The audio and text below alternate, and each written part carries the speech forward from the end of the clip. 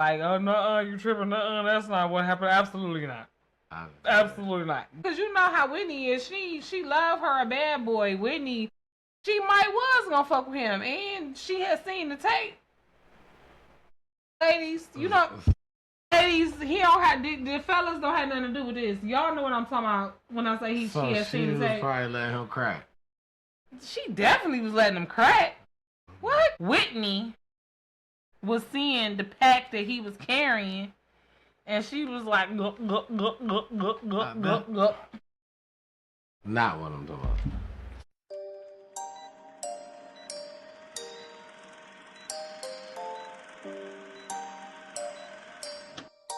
Two double. Hey. Problem.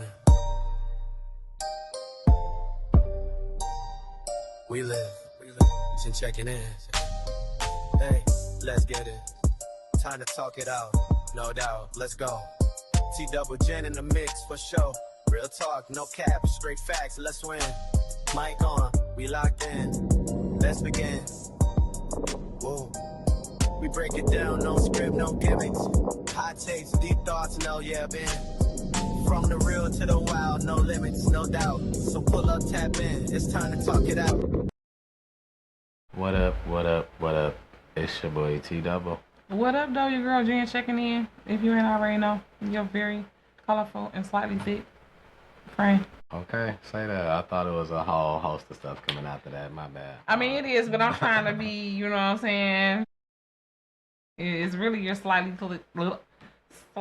thick, extremely colorful friend, auntie, bestie, niece, cousin, whatever you need me to be. I'm showing up for you in this space as that. Absolutely. So shout out to that, and then you guys are back. Another episode. You know what I'm saying? Be a quarter century. We are the quarter century, and absolutely, I want to shout that out. Big shout out. I want to give that before we actually get into this episode. I want to take a second. This wasn't even written down or nothing.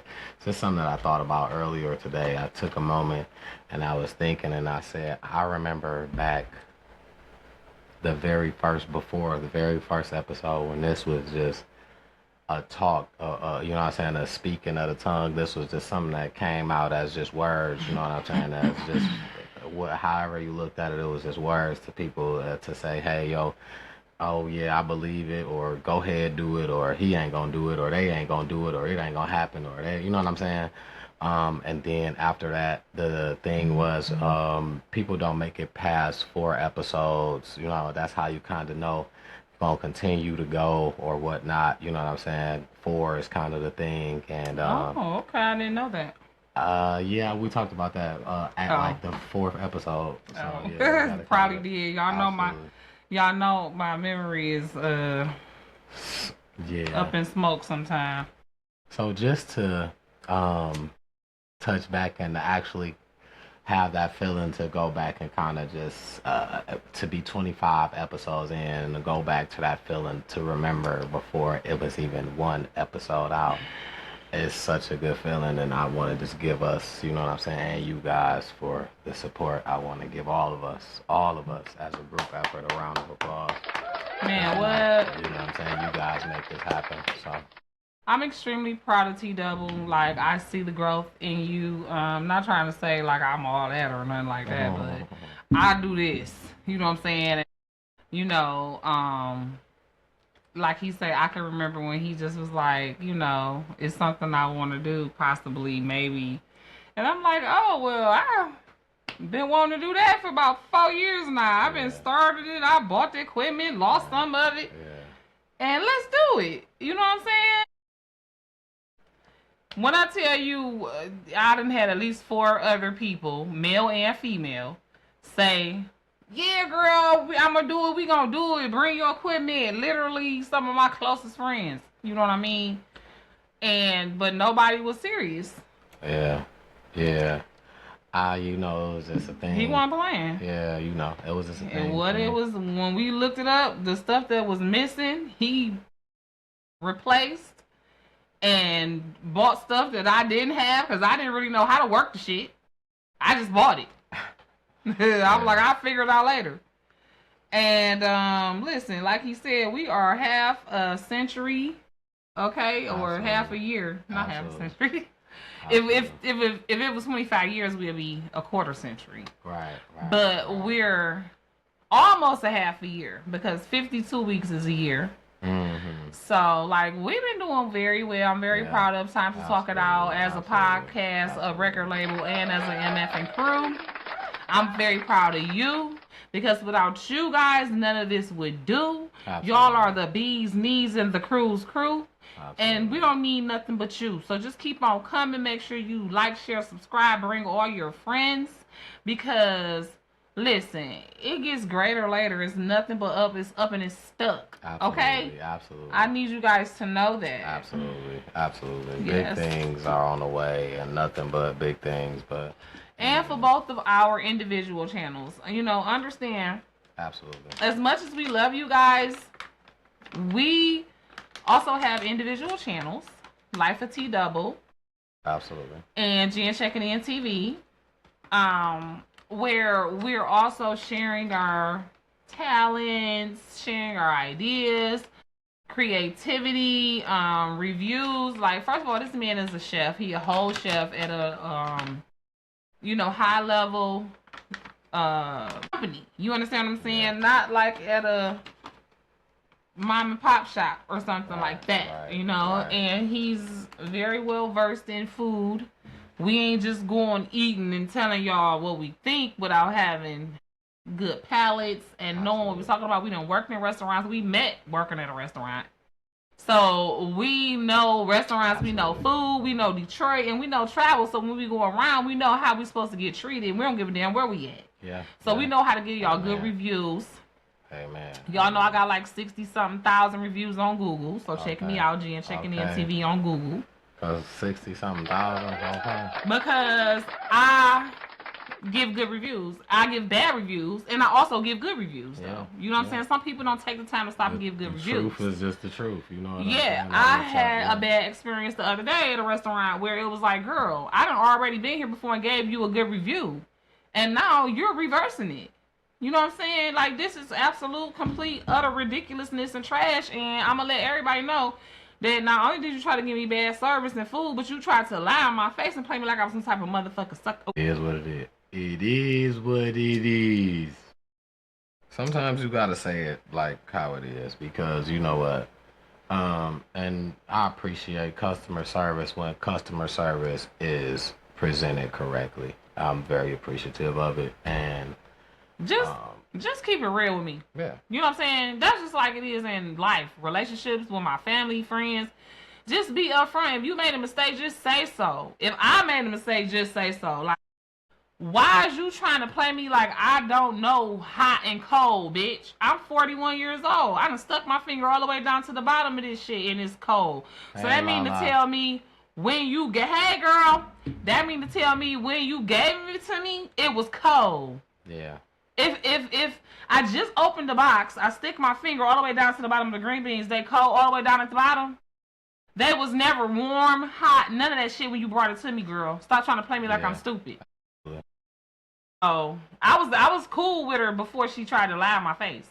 After that, it was like, fuck you, fuck this establishment, and you're going to hear from my lawyers. Off Google. Meaning Google, and my Google viewers. Absolutely. Okay? My Google supporters. You need to be fired.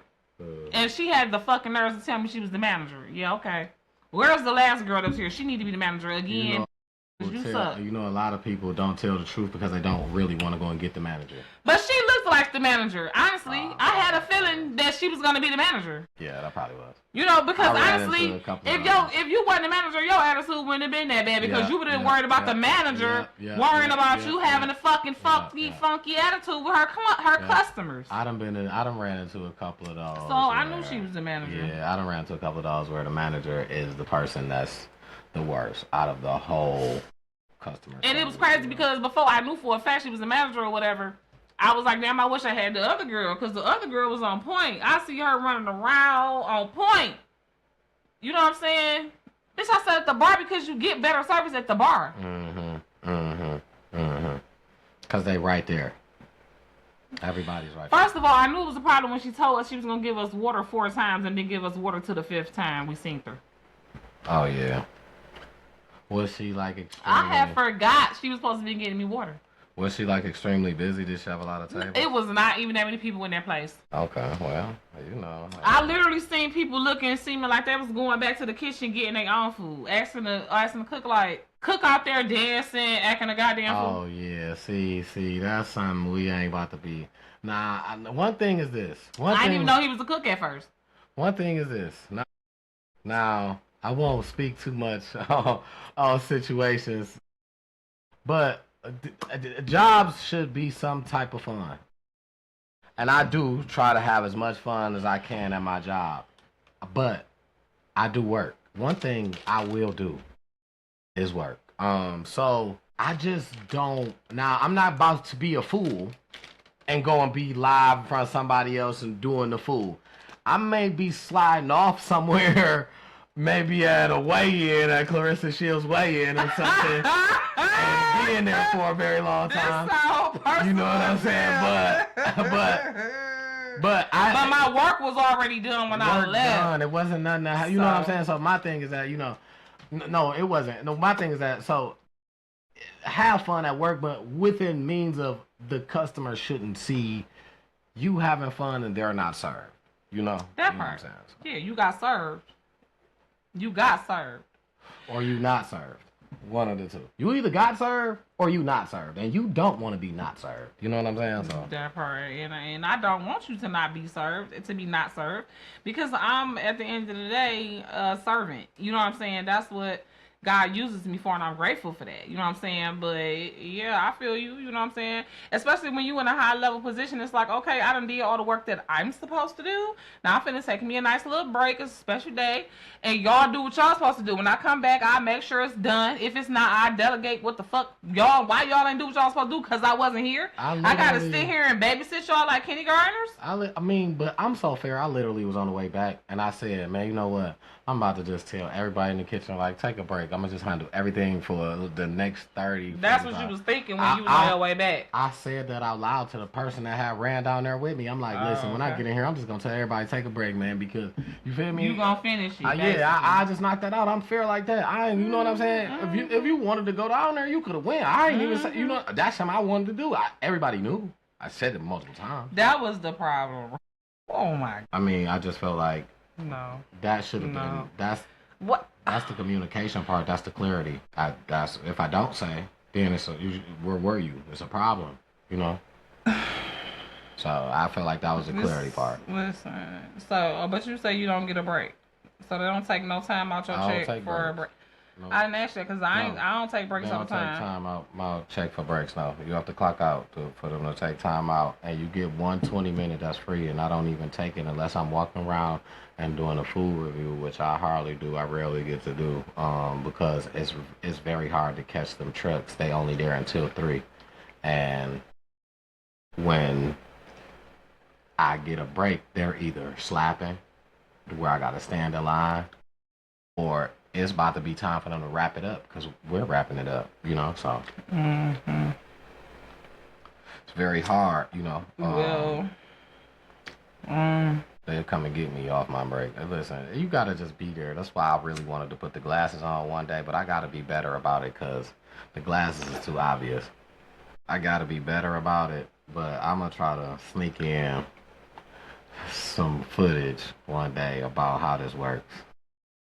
If I do, you know, it'll be seen, you know, probably somewhere it'll be a lot of wait till you monetize and making a whole lot of money on this motherfucker. So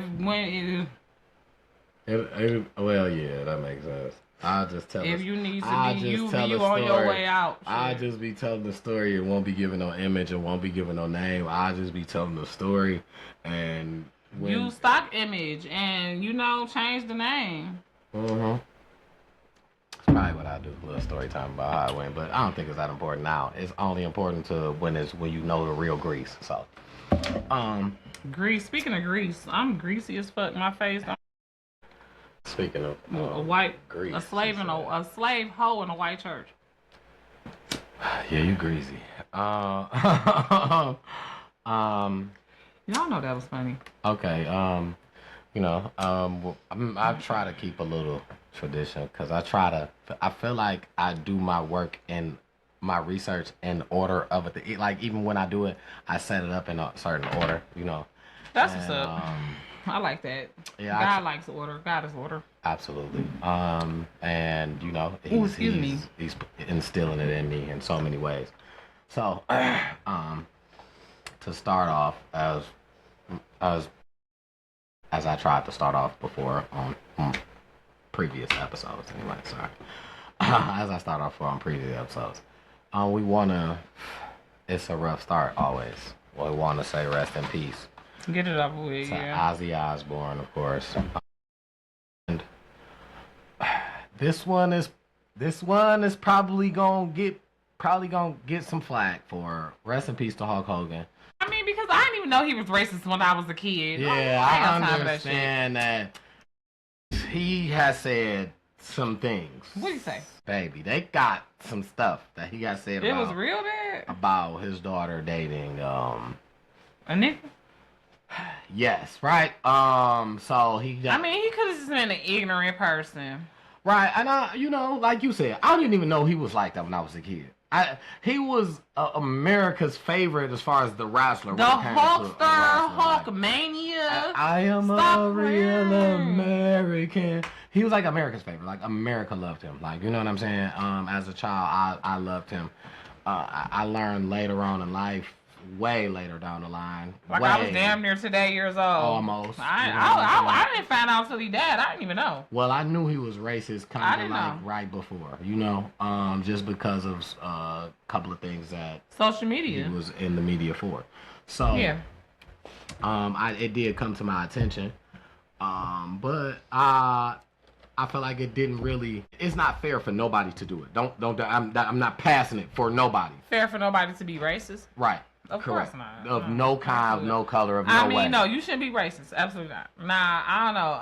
I probably shouldn't, but I'm prejudiced a little bit. I'm just saying what's fair and what's not. I'm not But saying I'm not that we racist. don't. I'm not saying. And I'm asking God to help me to not be prejudiced. Understood. And just use discernment and wisdom or whatever. But when I say prejudice, I mean I will prejudge a white person that they're racist. Understood. I mean, I can understand that. But I'm not racist at all. No, I love I'm not. everybody. Right, I'm not saying. I didn't. It's not specifically to anyone. What I'm just basically saying. You must be on my feet. What I'm just basically saying is, it's not right. So I'm not giving him a pass to say, oh, because I didn't know as a kid. You know what I'm saying? No. He gets no pass, right. But we still gonna say rest in peace. God rest the dead. Just because he racist don't mean we gotta be racist. Right. Or don't mean we gotta be, you know what I'm saying, cold, hard, callous people or whatever. Like, no, we rest in peace to him. We don't know what he did. He could have repented on his deathbed and said, Lord, forgive me for being racist all this time. We don't know, especially if he got some half black grandkids, you know what I'm saying, or something like that. Yeah, he could have changed. Like, people change. There's no condemnation in Christ, and we are followers of Christ here at Time to Talk It Out. That's it. So we ain't got time for that. Like, okay, we acknowledge what he did. He was wrong. Hopefully he repented. We pray for him, and we gotta move on. You know what I'm saying? Yeah, moving right along. Dun, dun, dun, dun. Unless we got. Wait, hold on. I have to say another rest in peace before we move along. And this will kind of segue us into some Detroit stuff. Okay, right. Because I gotta say rest in peace to the little boy. I don't even know his name. I just found out about his unfortunate unaliving today. 6 years old. Okay, like, come on. Y'all, first of all, y'all got to keep y'all kids in the house. Get your kids out the street. Yeah. Keep your babies out the street, bro. 13 years old, setting fire to cars at a mechanic store. You know they hanging around the wrong people, man. Man, that's how you keep them from hanging around the wrong people. Keep their ass in the house. Whatever happened to the kids being in the house when the streetlights come on? Yeah. Where's y'all at? Team? Out burning up cars, 16, shooting it out with the police. We was running to the house. Trying to toot my own horn. It just gotta be some type of structure, y'all. I agree. I'm not trying to toot my own horn or make it seem like I'm like parent of the year. You know what I'm saying? Because my daughter is good and not outside like I used to be. I used to be outside. So I understand. I had a good mama. My mama paid attention to me. You know what I mean? She did. I didn't sneak outside, but I wasn't out in the middle of the night like that. I can't even imagine. I don't understand. I might have snuck motherfuckers in, but I was scared to go outside in the middle of the night like that. Like, talk to your kids about the dangers of them being out past curfew. Because it ain't even your curfew. It's the government's curfew right now. Detroit police is not playing with them. Like he said, they're going to find who it was. I bet you it was some young kids. I bet you it was some young kids. In their teens. Listen, when I was a kid, I did sneak out. It was times, you know. I wasn't bad. Like, well, I was. I can't say because I snuck out, right? That's bad. When I snuck you weren't out, terrible. When I snuck you weren't out, sneaking out to shoot nobody. I snuck out to ride my bike. I literally rode my bike downtown, rode my bike back, just to ride my bike. Because you just wanted to get out. You had been stuck in the house. You had been stuck. Excuse me. Granted, that's not, you feel me? Like, that's not, as a parent, I look at that like, that's not a reason that you should be out during these hours. What if something happened to you? I'm asleep. As a parent, that's how I look at that now. But as a kid, I just wanted to get outside so bad. But I feel like you knew that was the only time you was gonna be able to get out if she wasn't letting you out. I was able to be out without somebody like, where you at? You gotta be right here. It's like it wasn't no supervision. So the thing was, I went unnoticed. You wanted to feel grown a little. But I went outside and went unnoticed. The thing was, you couldn't say, your kid was over here breaking. Oh, you went outside and stayed out the way. Mind your business. You wasn't out being a menace. It wasn't even like, hey, let's go and holler at some girls. I wanted to just get outside so bad. I was just so happy of being out and just knowing that my grandma sleep.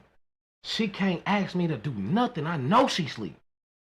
I know she ain't gonna wake up until at least probably like sunrise. Well, these kids is out here robbing, killing, all kind of stuff. So y'all need to get y'all kids out the street. Get your kids out the street, bro. And I feel like, and I feel like the thing is why I was bringing that up. And I feel like somebody could have told me something at that time to say, listen, stop sneaking outside. Just, you know what I'm saying? Stop doing that late at night.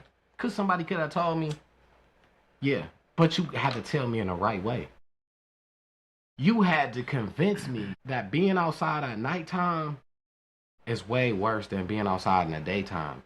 But you have to, and the thing is, you as a kid, you gotta make me feel like what you saying is true. Like you could say that and it can be true, but if I don't believe, oh, here you go talking, I'm still gonna go back outside. I feel like, yes, it is something you can say. Basically, moral of the story is because people feel like, oh, my kid is, it ain't nothing I can tell my kid. Because you already know you ain't supposed to be out here. It's something that you can say. It's just how you Because I said so. How you know you ain't supposed to be out here. But you want to know why I said so. It's basically what you're saying. Because nowadays, that's not going to work with the kids. These kids now ain't just going for because I said so. I agree. So, I mean, because I wasn't just going for that. You know what I'm saying? And, you know, that's why... You know, but I used to watch the news. We didn't have a lot to entertain us. They don't know watch TV. Exactly. So I used to watch the news damn near every night. You know what I'm saying? I'm not even lying. Like I enjoyed watching the news as a kid. 10 o'clock news. 10 o'clock news. It's her 2 news. I watched every night, and then I watched Cheers, and then I watched MASH. Okay, and maybe Mad TV, whatever came after that. But I watched Fox 2 News. I was going to sleep. I was mad by that time because I was still up. Or I changed the channel to something like, what was the one dude, Jimmy Kimmel or something? Not Jimmy Kimmel. What was the one dude that'll sit up late? He got a late night show. He was a comedian. He'll sit behind his desk and tell jokes to the audience. Talking about Johnny Carson. Why? It wasn't Jay him. Leno. Was it Jay? It might have. With the chin. I know who Jay Leno is, but I'm trying to think. Did he come on after? He ain't. None of them ain't come on Fox 2. But you had to change it to 4 or 62. Something like, I think it was 62 to be exact, 62, and it was late night, like 1 o'clock. It was. Oh, you talking like you talking like It was like a dude who sat back, told jokes. Yeah, I know it's Yeah, I know it's I can't remember who it was, but Jimmy Kimmel, John Colbert. It was a lot of them. They changed. You know, over the years. Johnny Carson, I think, was on Channel 4, though. NBC. Yeah. And then, they changed all them other ones. What was that? Jay Leno. That was on Channel. Jay Leno was on CBS because I used to watch The Story. Shout out to The Young and the Restless. Shout out Eric Braeden, my favorite soap opera actor. But, yeah. We said all that to say. Huh? I ain't do no stories. I understand. So I said all that to say though that I used to watch the news, so I knew the crazy shit that was going on out there in these streets. You know what I'm saying? I knew kids that was coming up missing, people getting killed, all kind of stuff. The stuff that was going on, I knew it because I was watching the news. So I knew it was safer in the house. Now, when I got old enough for people to be sneaking out, I was sneaking people in.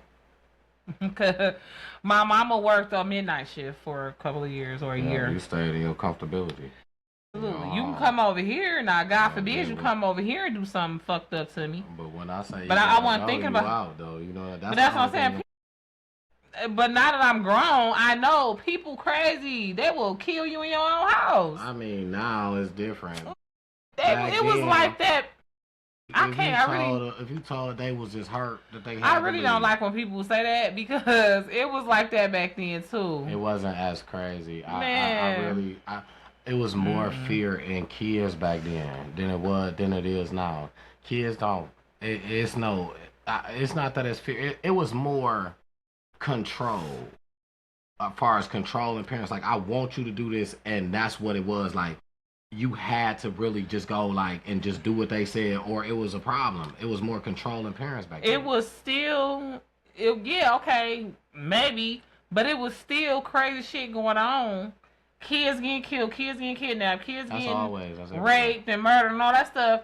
But the difference now is that we have this super mass media.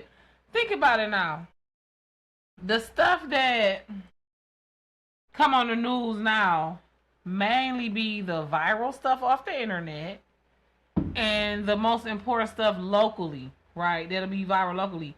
But think about all the stuff that happened that don't go viral, that don't get on the internet, that we don't see. And we seeing so much more of it now. Think about it. Back then, it was really only the local shit that you seen, unless you was watching CNN. And they only had a small amount. They can only tell you 2-3 stories for real. And they didn't have clips of the shit because wasn't nobody there with no camera. Nowadays, motherfuckers pulling out that phone. That's what I'm saying. Exactly. So they only, you know what I'm saying? It was so much more going on that we just didn't know about. That's why it seemed like it wasn't as much shit going on back then. But it was just as much, if not more, going on back then, man. I want to say in so many different especially ways. In the 80s and 90s. And I want to say it was in so many different ways. It was in so many different ways, though. It wasn't... So can you compare your growing up 80s and 90s? Now, listen. Now, can you compare that to now? Nowadays, can you say you do what... what females do now is similar, or what you did exactly? What the young girls doing now is similar, or what you did exactly right now, hanging out? I don't know what they doing now. I'm not with teenagers. I just was partying with some 20-year-olds, and yes, it's the same shit. We just called it popping. They call it twerking. Okay, the dance. There are similarities, right? The turn, we was turned up. We was drinking, smoking. What's the difference? Yeah, you got it. It's a lot of. I was 14. We was going to the icebreakers downtown. Were y'all doing what's that, CO2s? Were y'all doing booting up off the whipped cream canisters? Yes, they was doing it. They called it whippets. Yes. Whippets, exactly. They was doing that 80s, 90s. Okay, y'all was doing in the 90s, 98. Y'all was doing perks. I wasn't doing that shit, hell no, but my uncle, girlfriend, daughter did it in front of me, I know. And as a matter of fact, I did try it one time because it made me sound like I had a helium balloon. So yes, I tried that. That whipping shit. Yes, I was 15 years old. Perks. I'm never gonna pop no pill, but I got drinking lean. Lean wasn't out. Out. But they was doing drugs. They was popping pills. Yes, they were. They was doing pills. Perks? They weren't doing perks. I don't know. Maybe they was. So they was doing pills though. It's the same shit. So everything has an advancement, right? In life, like certain shit, like it's the same shit. Bingo. It's the same thing. Everything. So I mean, I'm sorry to cut you off. I'm sorry. That's it. I shouldn't have cut you off. I'm wrong. No, that's it. So, no, I'm wrong. I apologize. I just felt like thought it was a difference, but okay. So, what's the difference between pills and perks? You ask. I mean, I really don't. There's no difference. They both opioids. They both got heroin in it. It's no difference. Okay. Oh, so what? Why are they two separate? Then why? Because the only difference is the pills is motherfuckers making it. But they making it to mimic the perks. It's the same. It's pretty much the same. They both opioids, got heroin and all formaldehyde and all kind of shit in it. They all have the same addictive qualities and can fuck you up or you OD, or especially not at fentanyl out. It's the same. Yeah, fentanyl. I guess that was out. I mean, too. Fentanyl wasn't out there, but they was putting formaldehyde and all kind of stuff in pills. That's what I'm saying. It's just what I'm saying is.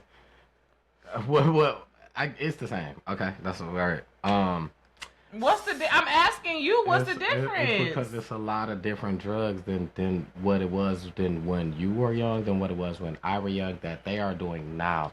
It's just different. It ain't nothing new under the sun, man. No, it's not. Correct.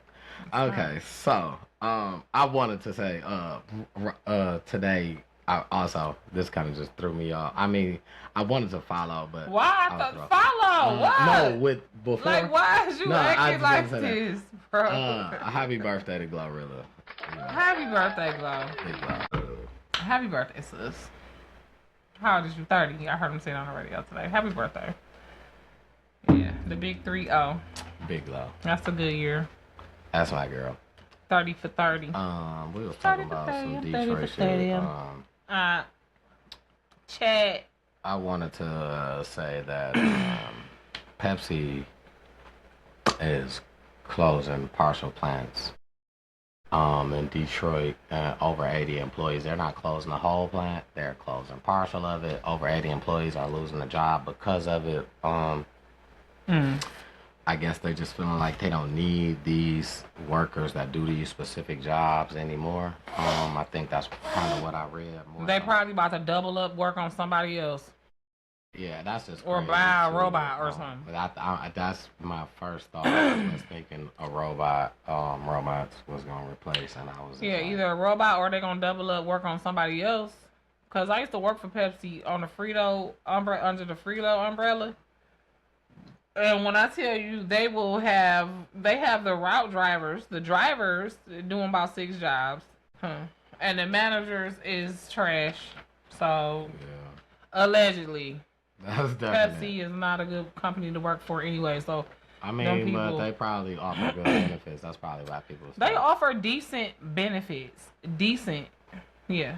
They got a 401k. They offer decent benefits. Yes, they do. That'd probably be the buy-in for most people, anyway. And then they probably got bonuses. Maybe I'm just throwing stuff out. I don't know what Pepsi did. Frito ain't had no bonuses. They don't offer me no bonuses. Understood. That I know, and I was there for a little over a year. Understood. So, shout out my boy Kim. I'm rocking my boy. My mama love chemistry. I'm rocking my boy Kim tonight. Shout out my dog. You know what? I got this shirt from. I didn't mean to cut you off too. No, I love it. I got this shirt from downtown. Kim was downtown last weekend showing people how to do his new hustle. Kim has a new hustle. Listen, we black people will make a hustle out of everything. Anything. He was down there. I didn't get to see him, actually. Didn't get to see him. I got this off of an iHeartRadio truck. They were passing these out. Okay. So I felt like I wanted to represent my boy tonight. Shout out Kim Chemistry. Shout you out. We love you over here at Time to Talk It Out. And yes, we will make a hustle out of anything. I saw on Instagram the other day. They made a hustle out of the freaking music from Law and Order. I seen that. When I tell you it was hilarious, I was cracking up. I was trying to get it. But no. Okay, shout out to them. Mom Duke's in the building. What up, Mom?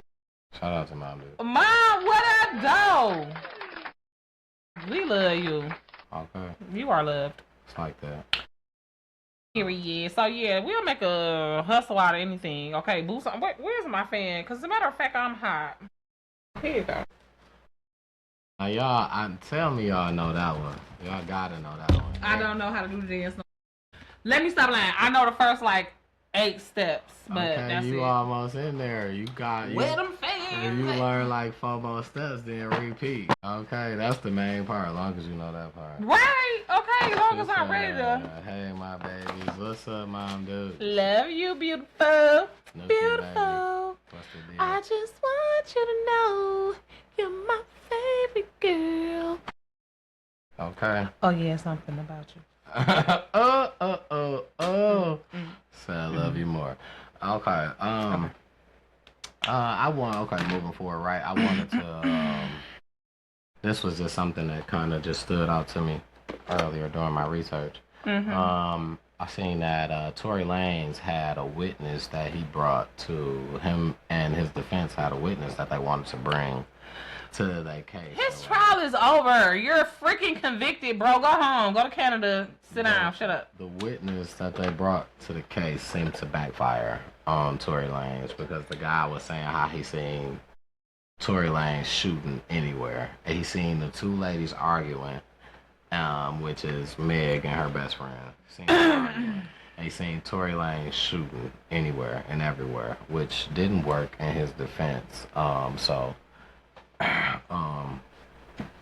Yeah, he's definitely cooked for even trying to bring that back up. Stupid. Yeah, these guys, bro. Anyways, allegedly he's stupid and dumb, and I'm mad because I liked his music. So I really be mad at these guys when they have good music because it's like, sir. But anyway, he sucks. Allegedly. Yeah, allegedly. He's probably in there sucking like he's been doing.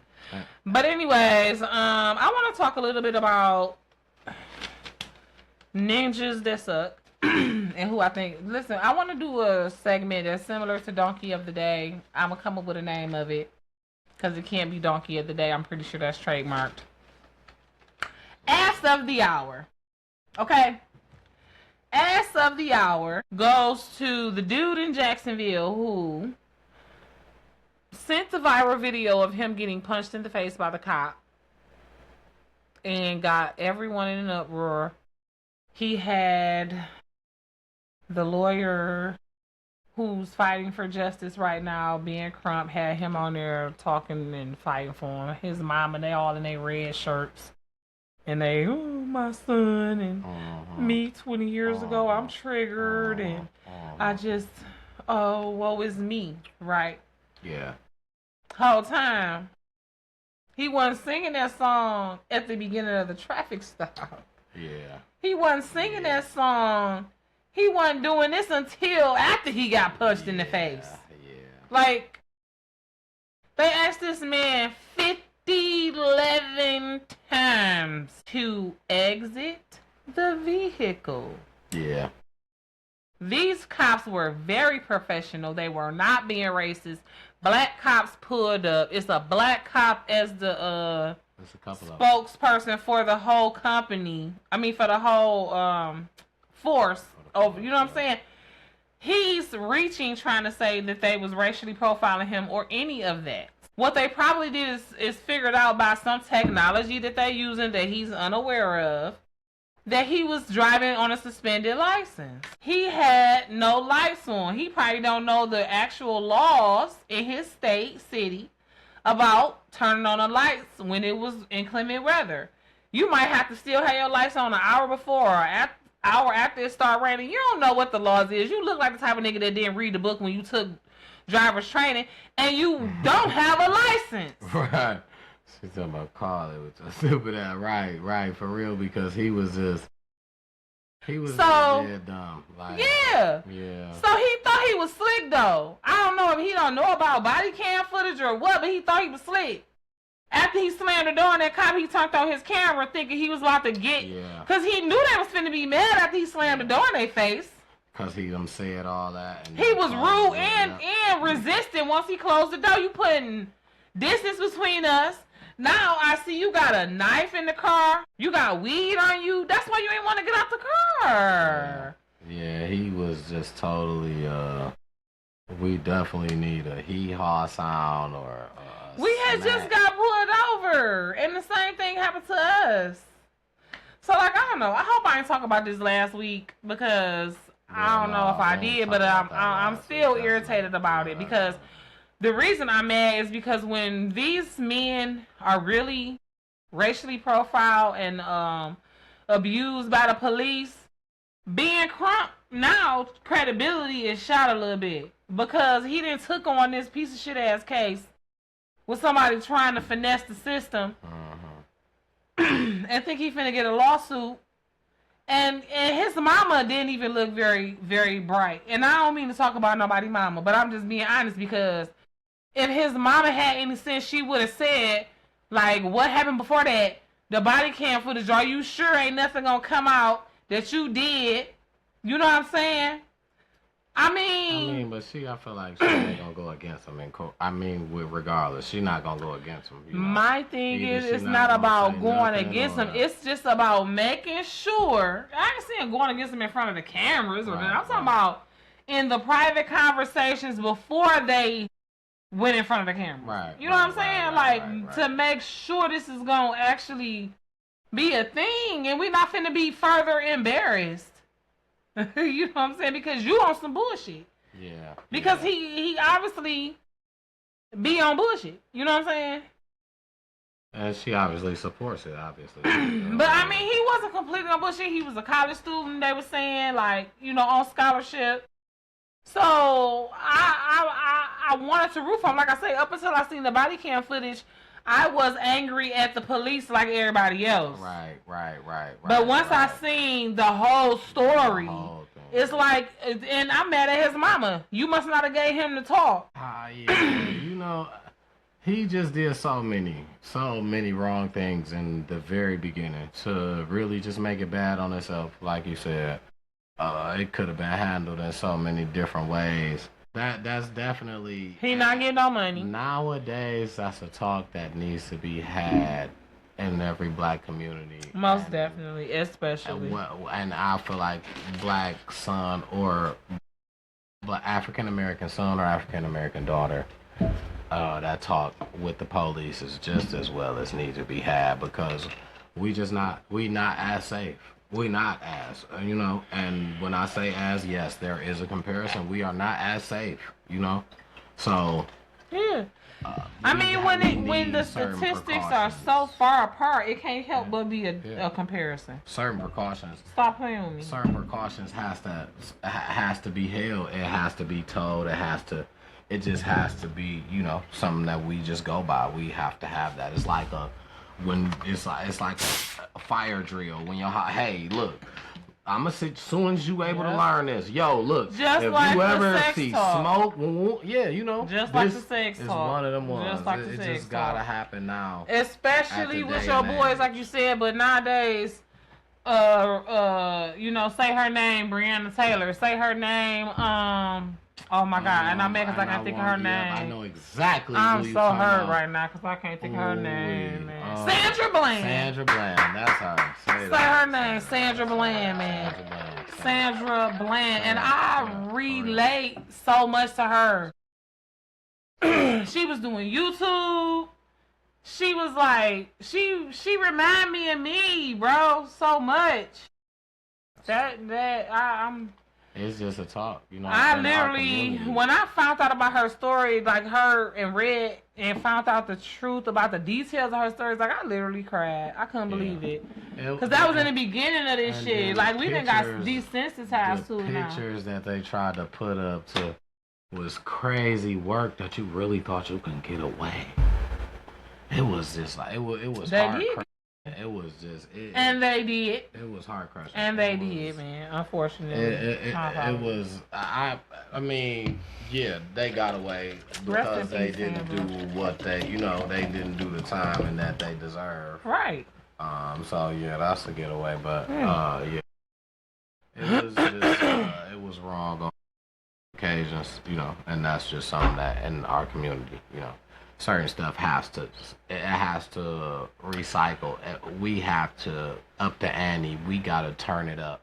We gotta do better too, though. Like you community. said, we can't keep giving them reasons and being dumb Yeah, and we gotta up the doing ante. all kind of stuff. We got to really do better as a race and as a people, man. Absolutely, we gotta get Come smarter. on. We It's got 2025. these talks we have to have. We have to be more of a neighbor to our neighbors than what we have been. We just gotta be a community. We gotta bring that back. We gotta look out. You know, looking out.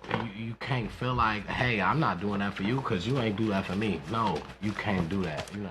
First of all, in the Bible it say when you do things for those less than you or the least of us, you're doing it for God.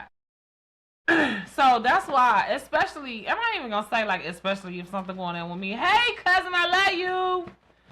Especially just anytime I'm conscious of it, I try to help other people regardless of what I'm going through, because I know regardless God working on my problems. Absolutely. But I know that when I help other people, it pleases God. Absolutely. You know what I'm saying? So I always want to please God. I'm always looking, because I do enough to make him mad, and he don't even get mad because he's slow to anger. Absolutely. So anytime I could do something to please him, I want to do it. Hold on. Right, read what Mama's saying. Ma, I agree with that, but Ma, no, we talking about 13-year-old kids. Yeah, right. We talking about 13 and 16-year-old kids that you're still responsible for. Right. You can't say that. You can say that if they 18, 19. You know what I'm saying? You might even consider if they 17 and you trusting them to go somewhere and you tell them they can go here, but they go there and do something behind your back. But a kid that's 13, they ain't got no business outside at 1 o'clock in the morning for them to even be able to be breaking into cars and setting cars on fire and shit. No. You supposed to know where. Look, it used to be a commercial that used to come on back in the 90s. It used to say, "It's 10 o'clock. Do you know where your children are?" They need to bring that commercial back right now. Do you know where your children are? Oh my God! If you remember that, drop a comment in the likes, or drop a like, comment, and subscribe. If you remember that commercial, it's 10 o'clock. Do you know where your children are? I think it was a news thing or something like that. Drop a comment in the yeah. Now because of this, right? I am gonna say, like, once again, I was a kid that snuck off. That was not nothing that physically was. It was not nothing that was taught to me, or it was not nothing. It was something that I did, but at the time, I did it at the inconvenience. You did it until you got caught. Right, I did it at the As soon as somebody start paying attention, you had to pay very much That's attention. my point. You got to be, where are your children? Every night at 10 o'clock, you need to know where the fuck they are. You need to be like the jail. I was there. But see, the thing is, I played, only way I got caught one night on some, I don't know what the reason was that she wanted to come in the room, but I had it so made up that if she just peeked in the room before, it's pillows made up like it's a person under here. You done watch head some under shit, here, all that. Fucking family. Right. So I had this Family Matters or I had fucking... this, you literally had to come in there and feel it to understand there wasn't nobody here. Saved by the bellhead ass nigga. So I had this, the thing was, and see what, and it's like, I can understand both parts of it, and that's why I say, what is it that you can tell as far as the kids and the mama? The kids and the parents, because I've been both. I've been one side so far. I have not been the second side. I have not been the parent side of my kids sneaking outside. But Thank God. Amen. Especially with all them girls. Oh God. But I always think about if that was to happen, right? Because that's always something that's just because I know I did it. I just know it. So it'd probably be your son. You better pray that that's your son. He too nice. He too nice. If I was some coochie, you get him outside when he get old enough to start looking and thinking about that. He too nice. I do. I feel that. I totally understand. It's a lot. I mean, but they had no respect then. They was singing out the house. I just was talking to my friend, 2 Piece. And we was reminiscing about how she used to sneak out the back window in like 94, 95. She was like 14, 15, sneaking out the back window, going down the street, seeing a little boy. Yeah, so they was sneaking out back then. And she did have respect. Like, she wouldn't have never, she hated getting caught. She got in trouble. You know what I'm saying? That's why she was sneaking out, because she was just like, I'm going, fuck you mean. You know what I'm saying? Like, but I mean, shit, them kids back then was sneaking out too. Yeah, I mean, it's both ways, but I just feel like back then her mama was way more calm or more subtle or more. Events happen. Don't get me wrong. I watched guns drawn on a block, but still at the same time, you know what I seen? Let me tell you an incident right here, right quick. I watched guns drawn up, and I can tell you right now, today, this will probably be a whole different incident. I watched guns drawn right now on the block. One of them was from the porch in the house that I stayed in. Another one was from a dude in the porch next door. It was my cousin, and one of the dudes, he was my homeboy. We went to school together. He was a drug dealer. They had some words, boom. Dog, he didn't even want to do this because he know that my cuz was fam to us, because he closer. He didn't even want to do. My cuz was like, he like, what are you doing? Like, so now he pulled out hammer. He like, man, put them kids in the house. Put them kids in the, he had, like, the difference though, like, how many people are caring about kids right now? If you riding by doing a drive-by, you don't care who will hit you shooting up anybody's house. If I'm telling the difference in the respect level, at least I'm telling you right now, this probably about to get crazy. Put them kids in the house. Don't nobody got that now. The difference now, and then, they gonna shoot before they tell you anything. They don't care.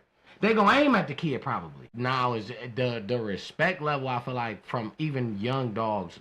They was what? These teenagers. I just feel like, yeah, it was a different level of respect, because you was taught from a different person. You was taught from where that came from. Nowadays it just now it's a higher percentage. Now it's a higher percentage of no respect. But you know, it was out there. It was more like 80-20, you know, 80% respect, 20% nuts. And now it's more like 80% nuts, 20% respect. Don't make me get dressed and join us like we snuck out, but we had respect. I was sneaking to look at that man next to you. I had him at 14, so yes, respect is the answer. The difference is now they will shoot anybody. Absolutely, man. And I totally understand, like, that is a whole nother situation. You know what I mean? Like, you had a good reason to sneak out. But I'm just saying, like, we was talking about how, when I was 14, I had a smoke out. Sorry, Mom. At my house, my mama, first week working the midnight shift, I literally had a smoke out. I had about 5 to 10 people over my house smoking, drinking, doing all kinds of shit we ain't had no business doing when we was, like, between 14 and 17 years old. But what did I say I did? I had people coming to my house. Because I had respect for my mama. I was scared. It was a lot of reasons why I wasn't going outside. Y'all can come over here. I know y'all gonna be safe. I'm not gonna do nothing to y'all. Long as y'all don't do nothing to me, we gonna have a good time. Long as y'all help me get cleaned up by 10 o'clock, so by the time my mama get home. Like, if you was a dude, then you would have I'll pull up, you feel me? And then I'm gonna just leave during my respectful time. Because if you the dudes, if I was a dude, I still wouldn't know. I still would have been feeling like, I told y'all, watch the news. Shit. Right, but DeJuan Sims. Stuff happened to boys too. Absolutely, DeJuan Sims. That's a thing that nobody still knows right now. What happened to him? So no, and that was when I was a kid. My best friend, tuning in. What up, best friend? What up, best friend? That is a thing, but. But the thing is, the story behind that, you feel me? Nobody will ever know because it's so many multiple. The mall didn't have camera at the time. I was freaking a kid at the time. I didn't even pay no attention. So all I know is that boy went outside with his mama and his mama lost him during the daytime. They was in the mall. I know that, but I'm telling you, back then as a kid, you know what I'm saying, as a 11, 12, 13, 14-year-old kid, all I know is this kid was out with his mama during the day and got lost. All day. What do I think gonna happen to me by myself in the middle of the night trying to sneak out? You don't think she has something to do with that? Sweetie, You're talking about what I think now as a grown woman. As a freaking 9-year-old kid, of course I didn't think she had nothing to do with it. But okay, as a What? kid, it's like right. Of course not. Understood. As a kid, you don't know. Right, we don't know no better. Yeah, that's definitely a thing.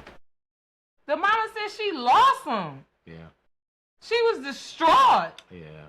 This is the mama. I was looking at my mama. Like, no, I didn't think she had nothing to do with it. I don't know. I'm freaking no, man. That's very valid. I don't think she had nothing to do with it. Not really. I don't know. I mean, I don't as think you she get had older nothing to do now, with it. I will hope that your thoughts What I are think is a this. bit different. But I'm going to tell you what I think. What I think is this thing right here that we have tapped into, media, is very powerful. and I want to say I really actually feel like I went through a process where somebody I know actually said that they thought, they went through I don't know the end results. I won't bring any personal information.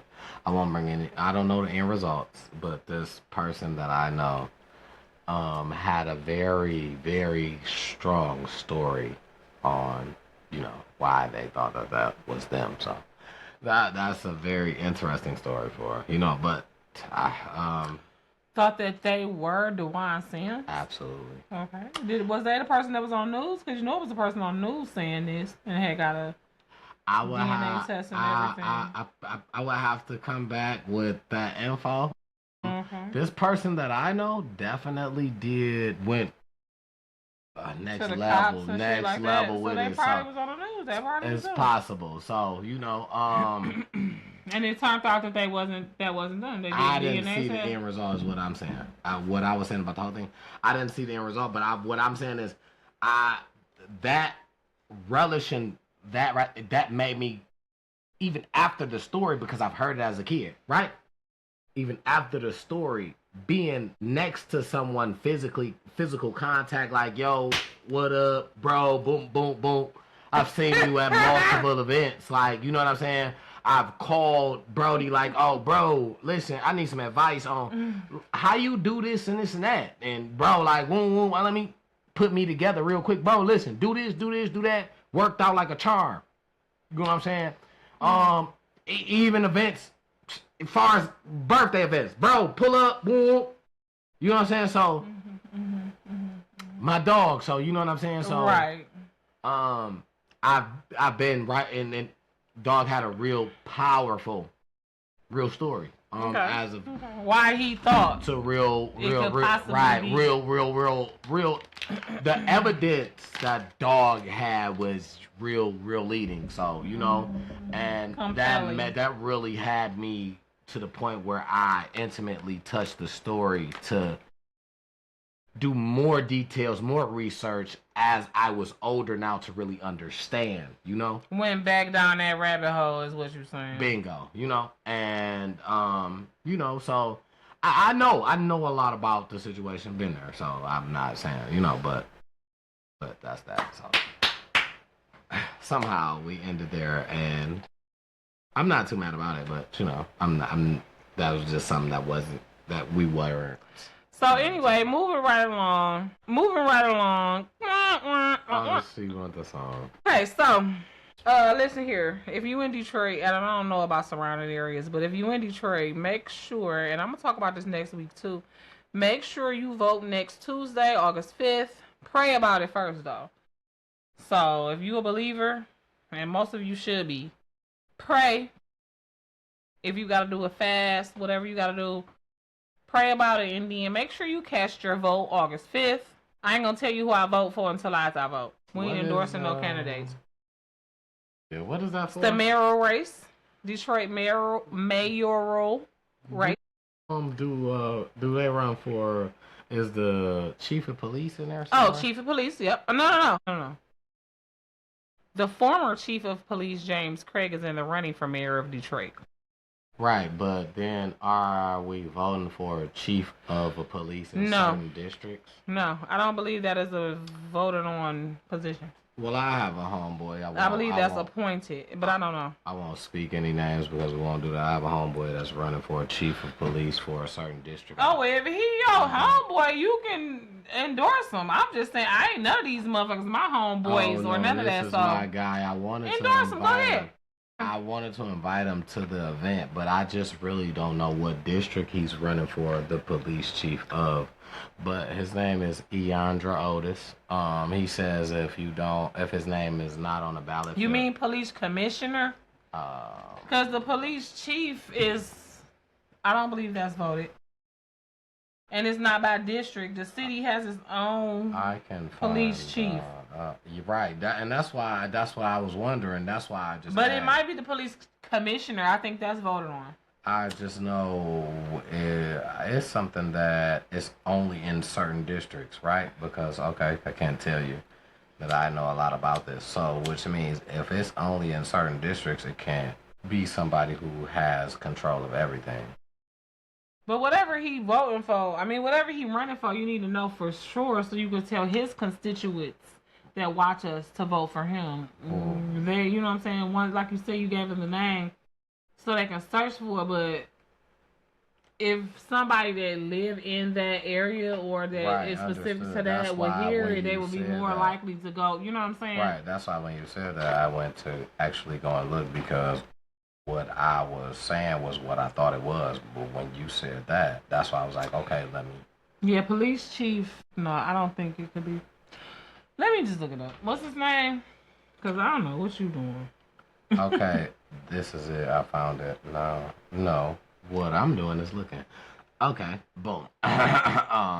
What his name is Eandra Otis. He says, write it in.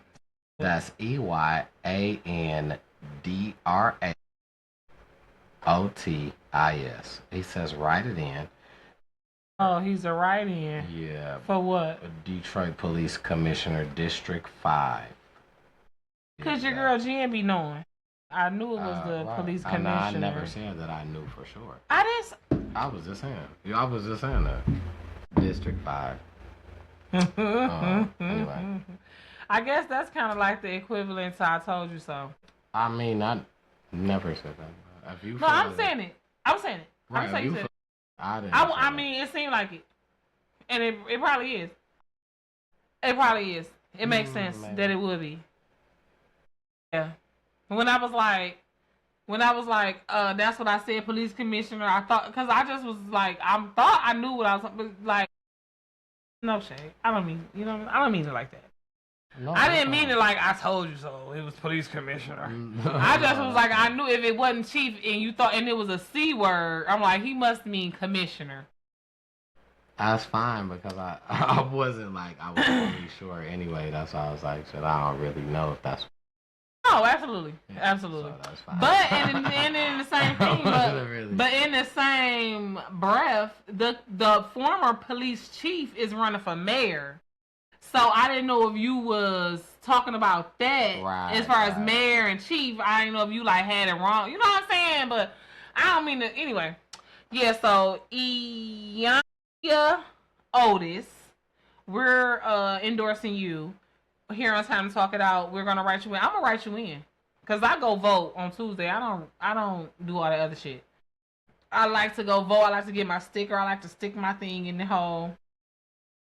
That's only certain districts, I believe, but I may not know because I'm. I don't think. Well, I had up until last presidential election, I had a perfect voting record.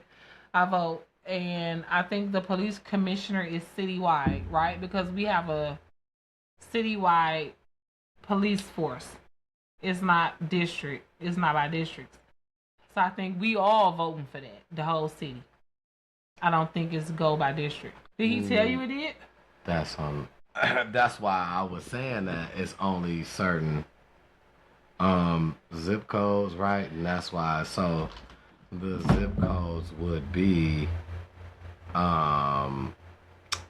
Let me give you 48201, 48202, 48206, 48207, 48214, 48216, 48226, and 48237. So no. I mean, I don't know what is what is it over there at Mansfield Diversity? Let me see. Hold on. What is Oh, that? that's a great question. I know 48206 is back down towards Grand River and like the Boulevard area. Can I ask you a question? Why do you think that that's the only ones? Because that's right there. That's what he's promoting. That's why. He's promoting them multiple times. I'm not. That's not something that I'm just saying. Boom. Here's it again. 201, 4202, 4206, 4207, 4214, 4216, 4226, 4237. And he's speaking. Then he has another one where he has the same. So I feel like, why would you be promoting if you're not? So I'm pretty sure that that's why. Because that would be where he would be. The commissioner of, right? Because the commissioner only has certain areas, right? The chief has the whole thing, correct? That's not. I don't believe that's correct. No. Ah, okay. I could be wrong. That's what I thought. Now that once you had said that, I thought that you meant the chief controls the whole, and then the commissioners are districts. That's what. I don't believe so. I don't know for sure. So I'm about to look it up. Okay. While being so, if you can rewind back a couple of episodes, you would definitely remember I brought up a young inventor by the name of Julian Brown, African American guy, which was turning plastic waste into gasoline. Yeah, that was a long. Look at this. That was a long time ago. That was a nice little long time ago, and I just want to say you're right. Okay, go ahead. He was an African American that was, on the verge of inventing something that's never been done before. Yes, and okay. Recently, he's been missing 2 weeks. He had the last post that people seen from him allegedly 2 weeks. No one's heard from him. This is allegedly. The last post that people seen from him was him saying that he was being followed by CIA or something like that with helicopters and stuff, and he had hired some type of security. And the comments were, I seen a lot of comments with the picture because he posted his security. And people were saying, you're going to need more than that. He only had like 2 or 3 people. Like, you're going to need more than that type of security. They didn't look like they had no weapons or anything, right? And when I brought this up before, because I was just thinking, like, this young man right here is inventing something that's great, like, that could change, like, the world. You know how much we pay for, like, gas? Also, which was something that brought some light to me as well, because to say, you probably shouldn't be broadcasting this so early First thing during your invention. Wait till you get enough money to get some real security. Get your people around you to know that what this is, know that this is going to be that. Make sure you're protected and then put this out. Because now, once you put this out. Dr. Sebi, I don't even think he lived here. Like, he had a whole compound and look what happened to him. So, I mean, wow. I really pray that nothing is really going on crazy with him. God rest his soul, because it's been 2 weeks and it's a wrap. Hopefully he preserved. I pray that. Prayerfully, he preserved his work. Because he out there. But if the thing is, if they gonna take him, they gonna take anybody else that know the recipe. But see, it gets greater later, and eventually victory, okay? And so somebody wants to figure out how to. Nah, since he did it. Yeah, it get better. Like, somebody gonna last a little longer. Somebody gonna stay their ass off the internet until they got their shit mass produced or something. Yeah. And I want to say he was from Chicago. He was black? Black guy. Oh, you knew that was gonna kill him. What? Please. On the live. He was gonna. I can take it out in post. But sorry, y'all. You know what? Yeah, I'm sorry to hear that, man. That's just bad. God rest his soul. That we can't come up with our own. That's why we gotta vote. The thing is, we can't come up Pray with about our it first, own. though. Why? Because they want to have control. They want the money off of your invention. If you got an invention, just be smart about it. Just be smart. Listen. Especially if it goes against one of the big three conglomerates like healthcare, eco, firms, you know what I'm saying? Oil. Make sure you if you coming into an alignment with them, make sure you keep all your ducks in a row and make sure you most definitely prayed up to the right God. Absolutely. I'm really praying for Don't my be praying boy to the ancestors, aunties, universe, none of that. I really hope that for some way, somewhere, he ain't really hurt. Like tragically, like you know what I'm saying, like yeah, we hope. I'm really praying. I'm really praying for that kid. Absolutely. Because that kid been putting in work for years, and the thing is, he been broadcasting it for years. All this time, it was okay, but now since it's becoming successful, it becomes the problem. They knew it was gonna work the first time they seen it. They just been waiting in their wings. That's all. They knew it was gonna work because they know what's gonna work. They know anything somebody gonna find. They already know. That's very possible. So, all right, I want to move. Okay, I think we've been out of Detroit anyway, right? We've been. No, I got one last Detroit thing. Okay, is that okay? Let's go to that. So my last Detroit thing. What up, though? Is you cool? Make sure y'all know about this because this is a positive thing about what's going on in Detroit. Even though it may seem like because motherfuckers ain't been cool on Detroit lately. Even though it may seem like it's been a lot of bullcrap violence and all that, in all reality, the Detroit Innovative, and this is a definitely innovative program, is technological, and they have a very good track record of catching people. The very innovative and successful Shot Stoppers Community Violence Intervention. Shot Spotters. Shot Spotters. The Community Violence Intervention Program, which funds programs like the New Era Community Connection, Detroit 300, etc., has helped to drive a dramatic drop in the violent crime in Detroit. And it's down up to 83% between August and October from August and October of 2024 and now. It's been 203 unalivings in 2024, which is the lowest since the 1960s. So they using technology to catch y'all and stop y'all and put some of these. They know where them shots coming from. Mm-hmm. They know exactly. Mm-hmm. So I feel like that's a deterrent, and it's also a way to put some of these guys that's quick to pew somebody for no reason or just, getting some of them off the streets. And them shots like we were just talking about, I feel like it was just as bad ever since crack been out. I feel like it's been basically just as bad as it is now. We just hearing about more of it now. That's why they're talking about the mid-60s. But that's about the last time, the mid-60s, early 70s, that the black community was on an upswing. Because that's about the last time that you had the right formula for the black household. You had the father. You had God in the household. They was going to church. They took prayer out to church. They then took so many programs to give people avenues to gain wealth and sustain themselves. Since the late 60s to now, they have done everything they can to bring us down. But I feel like with the upscale of a lot of these police commissioners and stuff like that, which I found out that there are 11 police commissioners in Detroit. So there's that. It's not just one.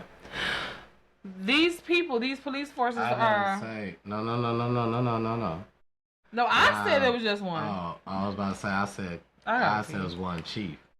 I said I'm talking about me. I was wrong. Okay, no, I didn't. Okay.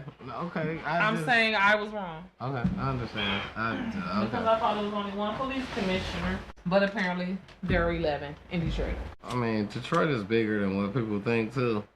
People think Detroit is small. It's a lot bigger than what you think. So it's a lot of stuff that just happens here that just I feel like shit. Police can't get to in time, or it's just a lot of the wrong incidents that just happens here, and we trying to bring it down to a minimum. That's our goal. We gotta do it one person at a time, one day at a time. Um, However, it's not gonna happen all in one movement, right? So our goal is solely to try and to get people back to where we look out for one another, a community, a neighborhood. So where was respect when they had where was the respect they had for their parents? So should they be held accountable?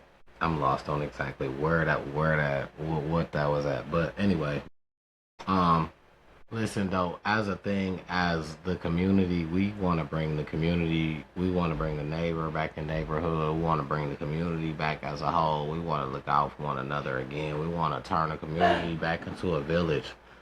We gotta start one day at a time, one group at a time, individually, one person at a time. If that's how it has to go, if that's what it takes, we are willing to put the time in, the work in, with the people, and knowing that we will deal with all types of people is okay. Not saying that we are the answer, but at least we may be able to give you resources to the answer. We can help you along the way to follow up during resources. It's just so much stuff that's here for us that we are not taking advantage of that can help us in so many ways. And I feel like we just need to apply ourselves for that, and we need to help one another. If I know something, I want to pass it to the next. Don't be a gatekeeper, bro. Don't be a hater. If I can use this or not, if I can't use it, I'm going to pass it to the next. Don't be a hater. If Don't be a can gatekeeper. use it, I'm going to pass it to the next. I want to pass positive information to everybody around me because I want everybody to have the same access that I have to moving forward, to getting that greater step, that next step. That we want to be like that because we don't want to have to look and say somebody got it before me, because jealousy is a thing that we should not have. No, but you want to know what? You don't want to know what? You want to know what? No, but honestly, jealousy is a natural thing. But see, the thing is, God gave you a power of a sound mind. So you can control your jealousy. You don't have to let it turn into envy, anxiety, just all of these extra things. It should turn into motivation. You know what I'm saying? You should see that person having something that you want as God showing you that it can happen for you. He can do it again for you. It's all about your perception, man. Perception is everything. If you see joy and if you see optimism and if you see God's plan for you in life, even in the things that you don't have, man, life will be so much better and you'll see so many more things come to fruition. If you constantly looking at what you don't got, you're going to not have much more. You're looking at the cup. You're going to start having less and less and less. Instead of looking at the cup half full. If you look at the cup half empty, sooner or later the cup going to be 3/4 empty. Yep, because you're looking at it for sooner or later that motherfucker gonna be all the way empty. It's gonna be dry as a Sahara. You're just looking at it for what's not there instead of looking at it for what is there. Yep. You gotta sometimes. If you look at it half full, matter of fact, if you only remember when it's full and you just thank God for when He fill it back up. Thank God for the half that you just drank, and thank God for the fact that you know it's gonna be refilled. You know it's saying His word that He's going to renew you. He replenish. He's the water from which you would never thirst. Your glass is overflowing. It's not half empty. It's overflowing. Absolutely. You gotta trust. You gotta believe. That's one of the. I want to move to some social media. A lot of social media stuff that's just been going on. So I want to move to a couple of the things that I know. Okay. Social media drama. So you may know this name or you may not. I I may be pronouncing it wrong, or I may not. Ramir Satterwhite. I have no idea. Ramir Satterwhite is the gentleman who claims to be the son of Jay-Z. They've been going through this paternity thing for a very long time. Paternity little thing for a long time. And we were supposed to know by July 18th, I think, that we were supposed to know if Jay-Z was the father or not. So the latest statement from the gentleman, Ramir, was that he is going to withdraw his paternity lawsuit right now, but he said he's not giving up. So his reason for withdrawing is now that he has a lot of more things going on. To me, it just kind of seemed weird in the time that you were supposed to find out within this time. You didn't find out the date that you were supposed to, but instead of pushing, you withdraw. I don't know exactly what's going on with this. I don't know if it's a money move. If you know anything about it, leave us a comment. Let us know. Wow. I know absolutely nothing about this. I haven't heard about this. I've not been as active on social media and on the internet as I usually sometimes would be around, But yeah, that's deep. I don't know. I'm torn between he took a settlement and he got the results and don't want to disclose them because it's negative. Or even more crazy, he got the results and don't want to disclose them because they positive and he got a settlement and took a gag order. That's what I think. That's what I think happened. He got the results, they was positive, and he took a settlement and a gag order. But he said he don't want the money. He's not doing it for the money. So if you know anything about Ramir Satterwhite, I hope I'm saying this right, Satterwhite, please leave us a comment. I have been looking at this for a very long time without even trying to cover it, and it just has been coming back to me. And when I seen that we were past the date and he made a video, I was interested in what he had to say without testing. How he gonna spend this? Right. Where's the test? Because you got paid, bro. If anybody wants to know, it's you. So where's the test and what do you have to say about it? And that's what he had to say, which I know if you guys were following it in any way, you've seen the video as well. If not, check it out. It's very YouTube-ish. You can find it anywhere. Where he makes a video, Ramir Satterwhite, where he supposedly, allegedly, the son of Jay-Z, where he makes a video saying that, he's gonna back off the lawsuit at the time. Okay. Because he has some other stuff going on. Okay, other stuff going But on. he's not giving up on the fight. Weird to me. But hey, that's Good his luck story. to him. God bless. Godspeed. I hope everything works out. Godspeed. On the up and up, on another note, social media drama. AJ. It's my ex-husband when I was 11 years old. Right, too young to be married. First of all, Ray J mind your business. has confirmed during a podcast that he was fucking Auntie Whitney. I know. He was fucking Auntie Whitney. I know. We're in a relationship. Hey, listen. I understand, Auntie. And quotes that young bucks to be doing it. The night that I'm pretty she sure passed away were the night they were going to make it official. Yeah, that's what I heard. I don't know. Crazy work. Crazy. I don't know, man. Ray J is a liar, and I used to love him, but I don't know more. He's fiending for clout. He is not my one now.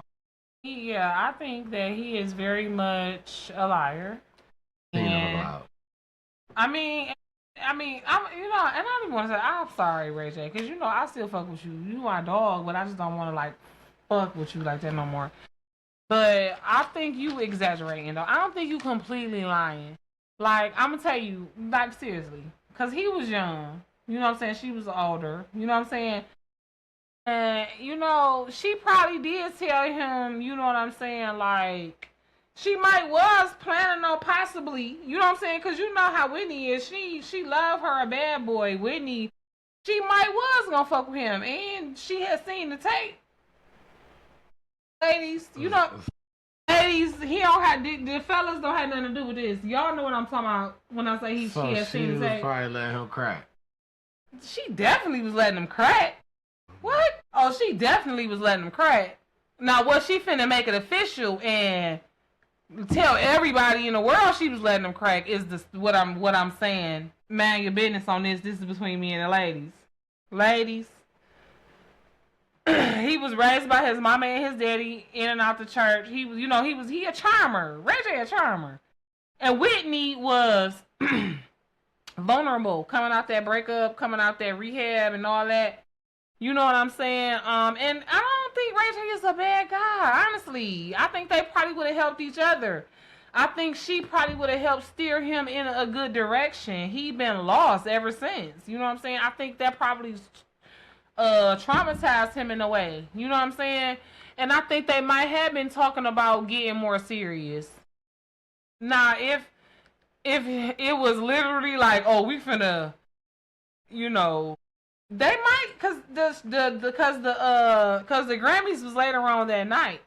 They might have been planning on coming out together on a red carpet, something. We don't really know what they had planned, so I can't say he lying. I do believe they had a relationship. Too many people confirmed it. You know what I'm saying? And he seems to know too much. And I have seen her with him, talk about him. Like, I believe they had some type of relationship. Whether or not it was just literally like her plan to come out that night, I'm not 100% sure. But I don't think that it's just completely false. Gotta be false. I believe it's possible. That's how you said all to say shit like young niggas. Alright. Whitney. No, I mean, I'm saying Whitney was not discriminatory. Whitney didn't discriminate. Whitney was down for the young. Whitney had been with her husband for so long. And Ray J had that bag in. Ray J bag wasn't really that big. Ray J bag wasn't nowhere near bigger than hers. Ray J had that. Not that money bag. He got that pack. Oh, yeah. Not the money bag. He had the pack in. Alright, now, moving right along. He had that pack in. Alright. But, not that. 3,000. No, the pack. No, I'm saying Whitney was seeing the pack that he was carrying, and she was like, go. Not what I'm talking about. Some of the bag, you know. I'm sorry. This shit. What bag? What is it about? Never mind. If you know, you know. No. She wanna sit here and act like she don't know. She want to talk about that. I swear to God, I don't know what you was talking about because I don't believe he was her. I don't believe he was our dealer. I don't believe he was our dealer. All right, anyway. No. All right. That's why we moved right along. No. All right. Okay. I believe he might have knew. I believe he might have introduced her to one, but I don't believe he was it. No. Alright, we move right along 8 times. What's up? Moving right along. Right now. I don't believe he was our dealer. Alright. Anyway, what up next subject is that T app that y'all Detroit people went crazy on. Is you on there? They hacked that. Is you on there, T Double? Is you on it? Let me see. Is you on here? I wouldn't know because I'm not. I ain't got access to it. But anyway, let me see. Is you on the T app? Hold on. Let me look on here live on that show. That T app that y'all went crazy for, they hacked that. Allegedly, that's hacked. Pictures, all that is exposed. Personal pictures of who? Our pictures ain't on there. Our selfies ain't on there. Oh, what? Like the selfie that we had to use to get in? Like nobody cares about that. So what? Oh, you okay? You on the T app? Okay, all right. That's what that means. Okay. I'm not on the T app. No, you got access to it because you're talking about. I mean, selfie. We is a whole podcast talking about trending topics and shit like that. You thought I wasn't gonna check the shit out? I mean, I didn't say you wasn't. Do your thing. Okay, now, okay. Oh, you know what? We did. And I'm sorry, y'all. I meant to put this together. This is my fault. I meant to merge this together. Glorilla, it is her birthday today. Shout out to her again. Shout out to Glo. Happy birthday. That's my homegirl too, anyway. But you know what? She was arrested back, but she's out now, of course. She That was was bullshit. arrested. Now, you know, we got to give y'all updates because we see y'all once a week. So we got to give y'all the updates. Y'all might already know about this. This might be old, is what he's saying. Thank you. Sorry. It's okay. Glorilla was arrested on charges of possession of marijuana. And she was the one who turned herself in, by the way, y'all. Don't think that, you know what I'm saying, somebody pulled her over there like that. She turned herself in, bonded out on like a $22,000 or $2,000, something. I didn't record the money. She bonded herself. I'm sure she bonded herself out because it was some change according to what she does. You know what I'm saying? So, that just kind of, for the moment, that stood out to me when it happened. I didn't know that we was gonna record on her birthday. No lie. Happy birthday, girl. I love Happy you. birthday. I didn't know that we was gonna. You so I cute. didn't know that we was gonna record on her birthday. You know what I'm saying? So she was just happened to be in the segment about that because as soon as I had seen that she was locked up, I was kind of mad about it. Like, why y'all locking up Glo? That, you know what I'm saying? They hating, bro. That's my homegirl too. Even though all that ass that she got, all that ass, Glo, all that ass. Okay, you got a lot of more work to do. Okay, but it's okay. You know what I'm saying? It's a cute little ass, though. Yeah, you know. That motherfucker sit up. I mean, Oh yeah, she do her little clapping phases with it. you know what I'm saying? Glow. I remember when my booty was little like that. I'm about to get it back down, though. It ain't gonna get that small, but I'm on a healthy eating journey. You know, so, I remember when. Go ahead, Glow. Alright. Be careful, because after you turn 30, that's when them shit starts spreading. Moving along. Okay. Now, I didn't really put this in Detroit news because I didn't feel like this is Detroit news, but it got something to do with Detroit news. It's your boy, y'all. It's y'all favorite, man. Y'all's boy, no, because not man, I don't fuck with him. Tracy T, man. So, he goes live, right? And he is mad because he claims Zadarius checks him about calling Cash Doll. Like, you feel me? Like, Hold on, huh? Wait a minute. Hold on. So, wait a minute. So, Zadarius checked Tracy T about calling Cash Doll. right. He probably called her at the wrong time and we ain't had shit to do with the son. You mad? You trying to sneak your ass back in? Now you see me treating her like something. This is what. No, get the fuck on, dog. This is Bad what love. Tracy T claims, No, right? go ahead This on. is what he says. Don't got shit to do with y'all son. This is my son now, nigga. Fuck on. He said, "Nigga trying to check me for calling my baby mama." That's not your baby He mama. said, "Nigga, you gotta deal with me for the rest of them." Like, you know what I'm saying? So Tracy T obviously is still He mad. jealous as hell. He is still sitting. And what happened to grapes? Grapes. What happened to that? Like, Right. I thought he was having Right. fun getting grapes on a yacht and all that. Like, You was- gonna miss your water till your cash run dry, nigga. it was funny to see him sitting back mad about that because That's so he hilarious. talking about me and my baby mama. You gonna have to deal with me for the rest of them. Like, No, not for and real. I was just thinking, like, No, not for real. you really got to be mad to even say that because really, real talk, the nigga don't got to deal with me. The baby mama, well, at his stage, because the kids are young. I mean, shit, we can have a little convo, but when the kids get of age, you don't even got to deal with me to a certain extent. Like, shit, like, if it ain't nothing major that I feel like you got to say, like, right then and there, that probably... Oh, your baby ain't tell you. Listen, they bullshitting because they don't want to tell you this. They need that. This too. Okay. All right. Or, you know what I'm saying? Some shit happened. Granted, that's just how life goes. You know what I'm saying? Something gonna happen, or it's gonna be something good, or it's gonna be something bad. And the good, Right. I'm sure I my mean, y'all can be cordial, but yeah, my child can tell. you don't have to do all that extra shit with your baby mama, and he don't have to do all that extra shit with Cash Doll. He's trying to make an excuse. I just feel like he mad. He's trying to make a reason out of an excuse or an excuse out of a reason, and no, it's too much technology out here. Too much shit going on. You don't have to contact my future wife. He need to just marry her though, because if he ain't married her, he really can't say that. He talking about nigga gonna tell me. If Zadarius ain't married her, he really can't say shit. He talking about nigga gonna tell me. She can talk to whoever the fuck she want to talk to. God forbid it's her baby daddy, and he trash. Yeah. All right. Anyway, cause I forgot. Damn, I talk too much. No, you was talking about what Zadarius said back. You was talking about his response. No, that was Zadarius. It was something dog said. Tracy T. What he said. He said, "Nigga told me." Was Zadarius said to him?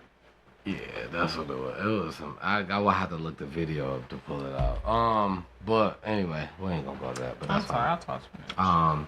I definitely wanted to take a moment for this one. My boy Dion, I love him to death. I love what he does. I've been watching him for a minute since he been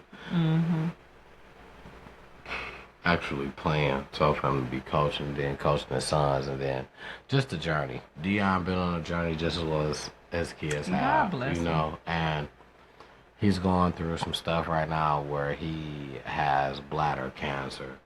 Who? Deion Sanders? Yeah, so you always come with some shocking shit that I'll be like, it's like a possibility that they talking about, and I don't know. Allegedly, I know that there has been bladder removal talks, but I'm like, can you do that?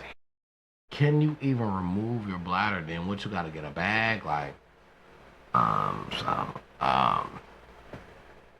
my boy Dion has had a journey in his life, and he has already had problems with blood clots in his leg to where he had to get, like, you know, amputee stuff down there.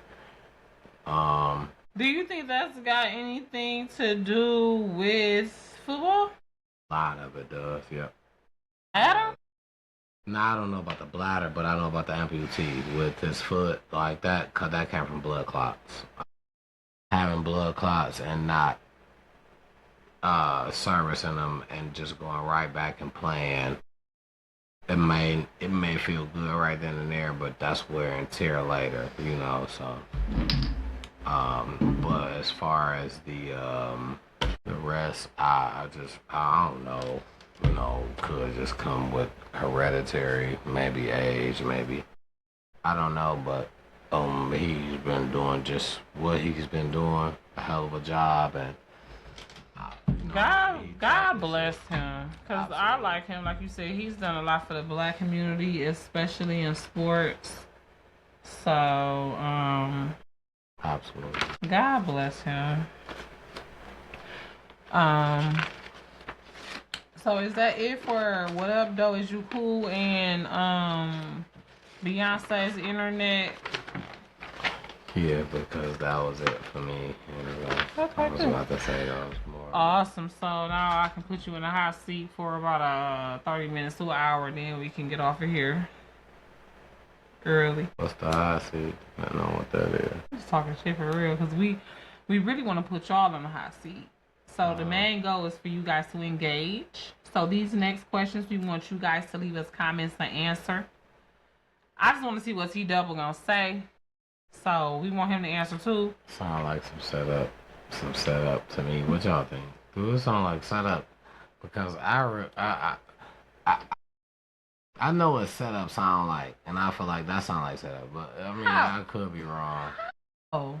Let me know if I'm wrong. Why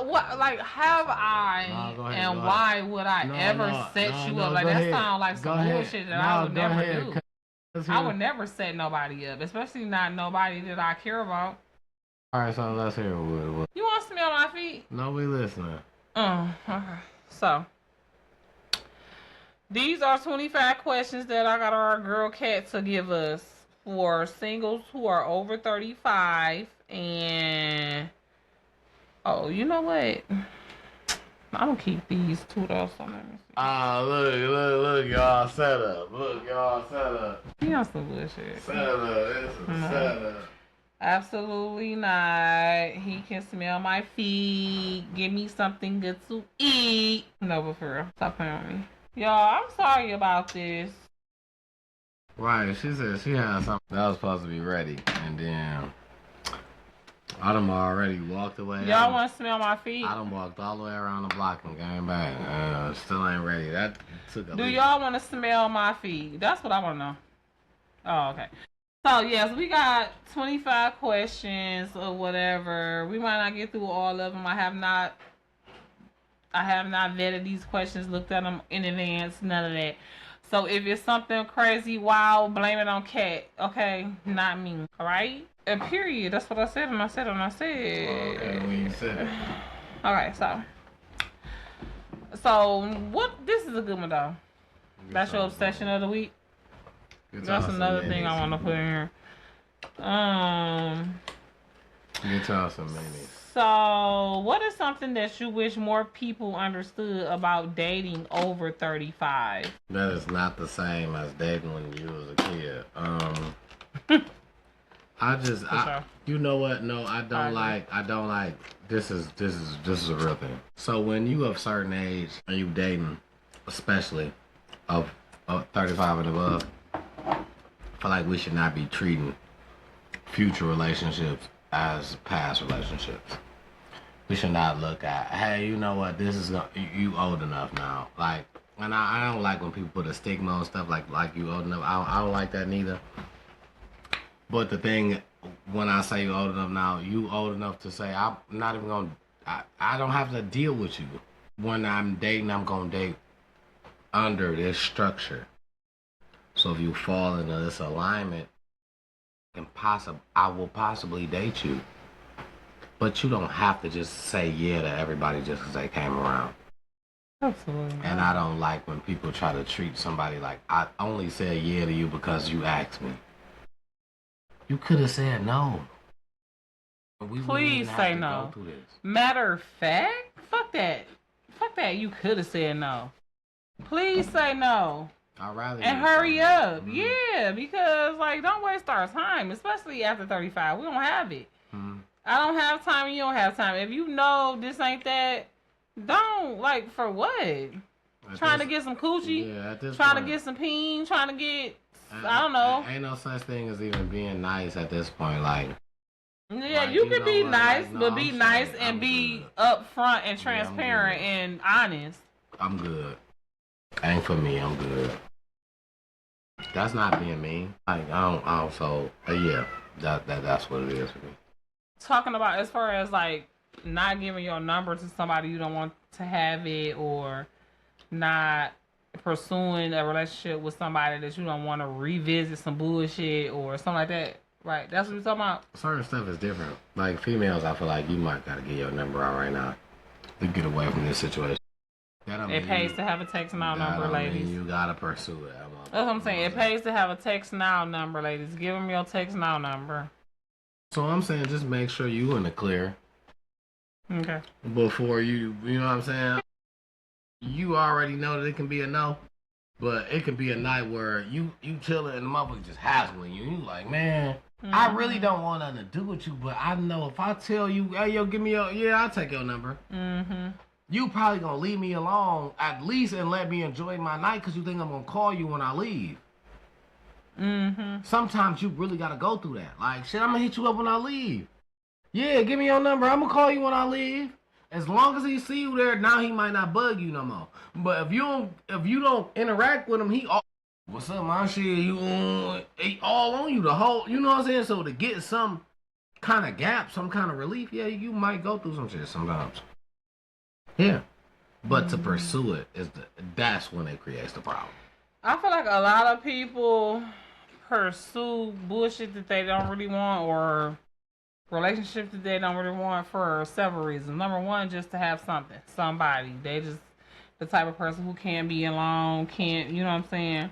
Or something involved that's convenient to the person. That was me next. Like, it's something you want. You don't want them for the long haul, but it's something that they got right off the back that you want to use, you know. So yeah, but I may be able to make you think I like you long enough that I can ask you, hey yo. I seen some. It's crazy. It was, matter of fact, it was your auntie Tia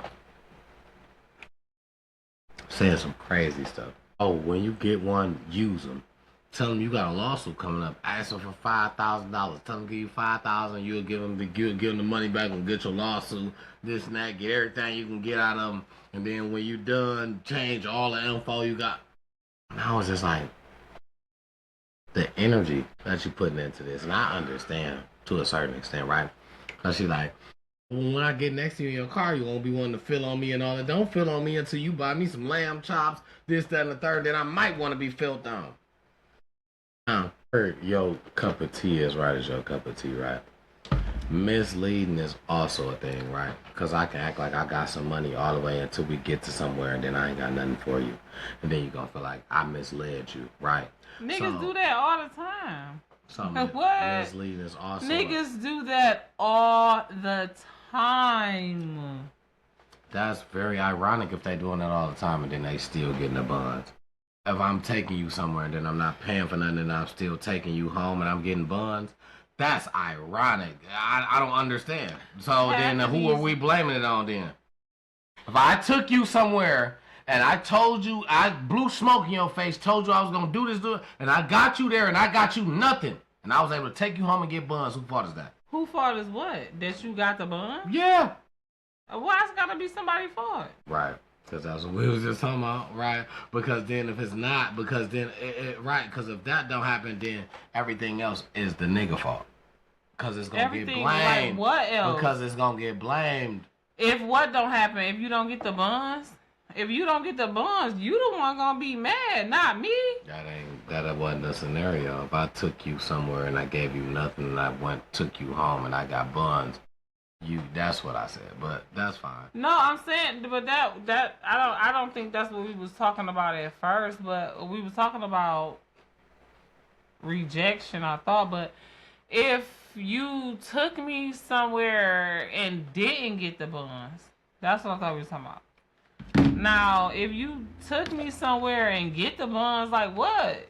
Like who mad? The only way I'm mad, cause unless you graped me or you was just so terrible that I wish I never did it again, I wish I never done it, then I'm not mad. You know what I'm saying? So what? I don't understand where we coming from with this. Well, I mean, you know, I guess. Is being a single a choice is being single at this age a choice, circumstance, or both? Choice. For me, it's a combination. It's a choice because of the circumstances. It's a choice because. Okay. What's the biggest shift in how you approach dating now versus in your 20s? I just don't believe nothing. I really don't. I don't believe nothing. What do you mean? I mean, specifically back in the day, I was almost going. No, I was going. You was almost going. No, I was going. I wasn't almost. I was going. You can almost tell me anything. I just believed it. Like, no, she ain't like that. She do this and she said this. When it comes to dating, my approach is that I just don't. I don't believe you. I feel you. I'm the same way. I just feel like that's the shift. No, I'm the same way. That's the shift, and no, I'm the same way. No, I'm the same way. So now, do you feel that you are? Is it better or worse? You know what I'm saying? Dating now versus in your 20s. You know what I mean? Like, do you feel like you got the hang of it, or? You're never going to get the hang of it because it's always going to change. The thing is it better or worse? It's way better because I don't care. This is the thing. So the shift is you got an icebox where your heart used to be. thing meaning I don't care is I'm not gonna. So, what I mean by I don't care, I'm a very careful person. I learned not to chase feelings because chasing somebody else's feelings puts you in a place where you kind of lost, right? Because I'm chasing something that you feel, and I don't really know how I feel at the end of the day because I'm trying to satisfy your feeling. When it comes down to me, and this is what I have learned. So now me trying to satisfy your feeling and chasing your feeling all this time, when it comes down to me, I have nothing but myself to talk to and have to elaborate to myself on how this felt, what I liked about it, what I didn't like about it. That's your choice. That's how it goes. How's that how it goes? You could easily communicate that to the person you're talking about and have an open communication. When the last time a person was or just like, all right, yeah, that don't really matter when a person. It's different, right? It's different. What do you mean? It only matters when it's a beneficial, or I have to hear this to tell you something that I've been wanting to tell you, or I have to hear this for you to do something I want. Hey, I just want you to get this off. So you can. It has to be beneficial. Because when you just gotta hear it just because, no, it don't happen. That's not something that people do. Motherfuckers get tired of you just saying shit just because. That's not a thing. It don't exist. That's not a thing. Just saying shit because I'm so confused. When you're just saying how you feel just because a mother don't care. You have to be saying how you feel because of a moment. I mean, but what are we talking about though? Are we talking about? You asked me a question, I was answering.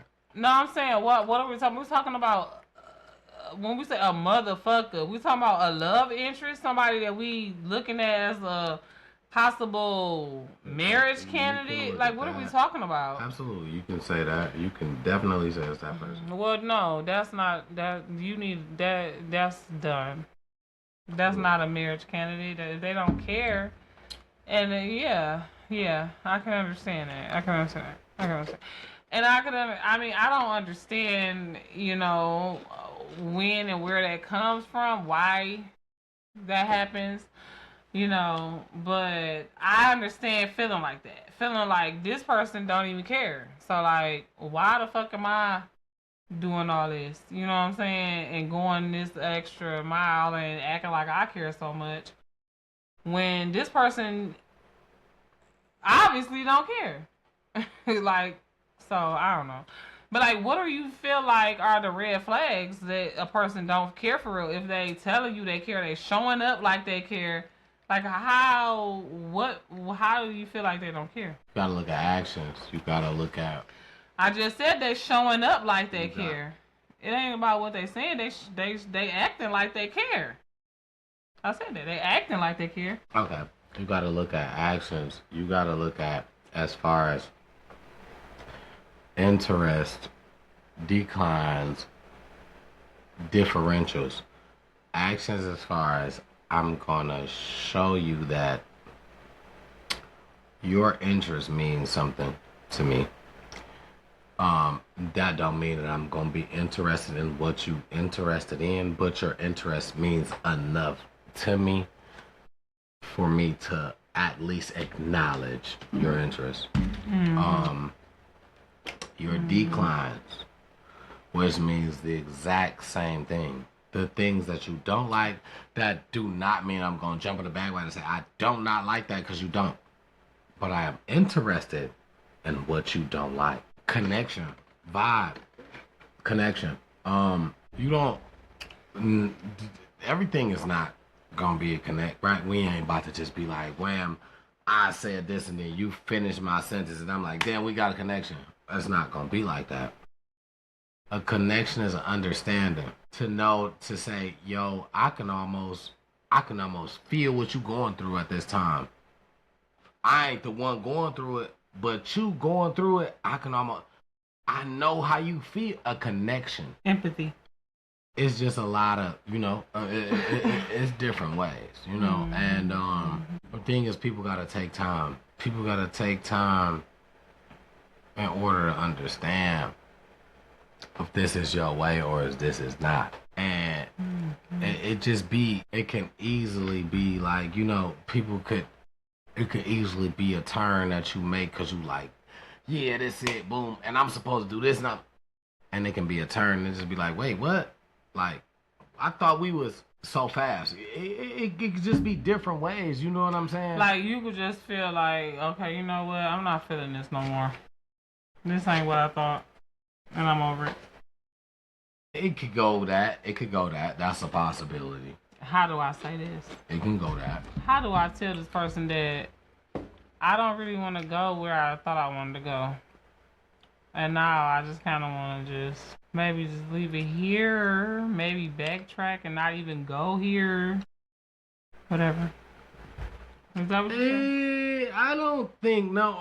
Like, we went too fast. Like, let's back up. Because this was a lot. No, totally different. But anyway, okay. No, I'm trying to understand it that because you just said a lot, and that's what I got from that. If I was wrong, elaborate, make me understand. I had nothing to do with too early and yeah, that's not no.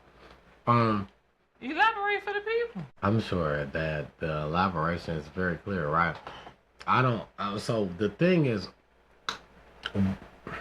I know what you're doing. Me personally, that's another thing. But what I have said is very clear to the understanding that situations can just be misled. I didn't say nothing about, oh, well, you can just say, hey, let's back up, or maybe we went.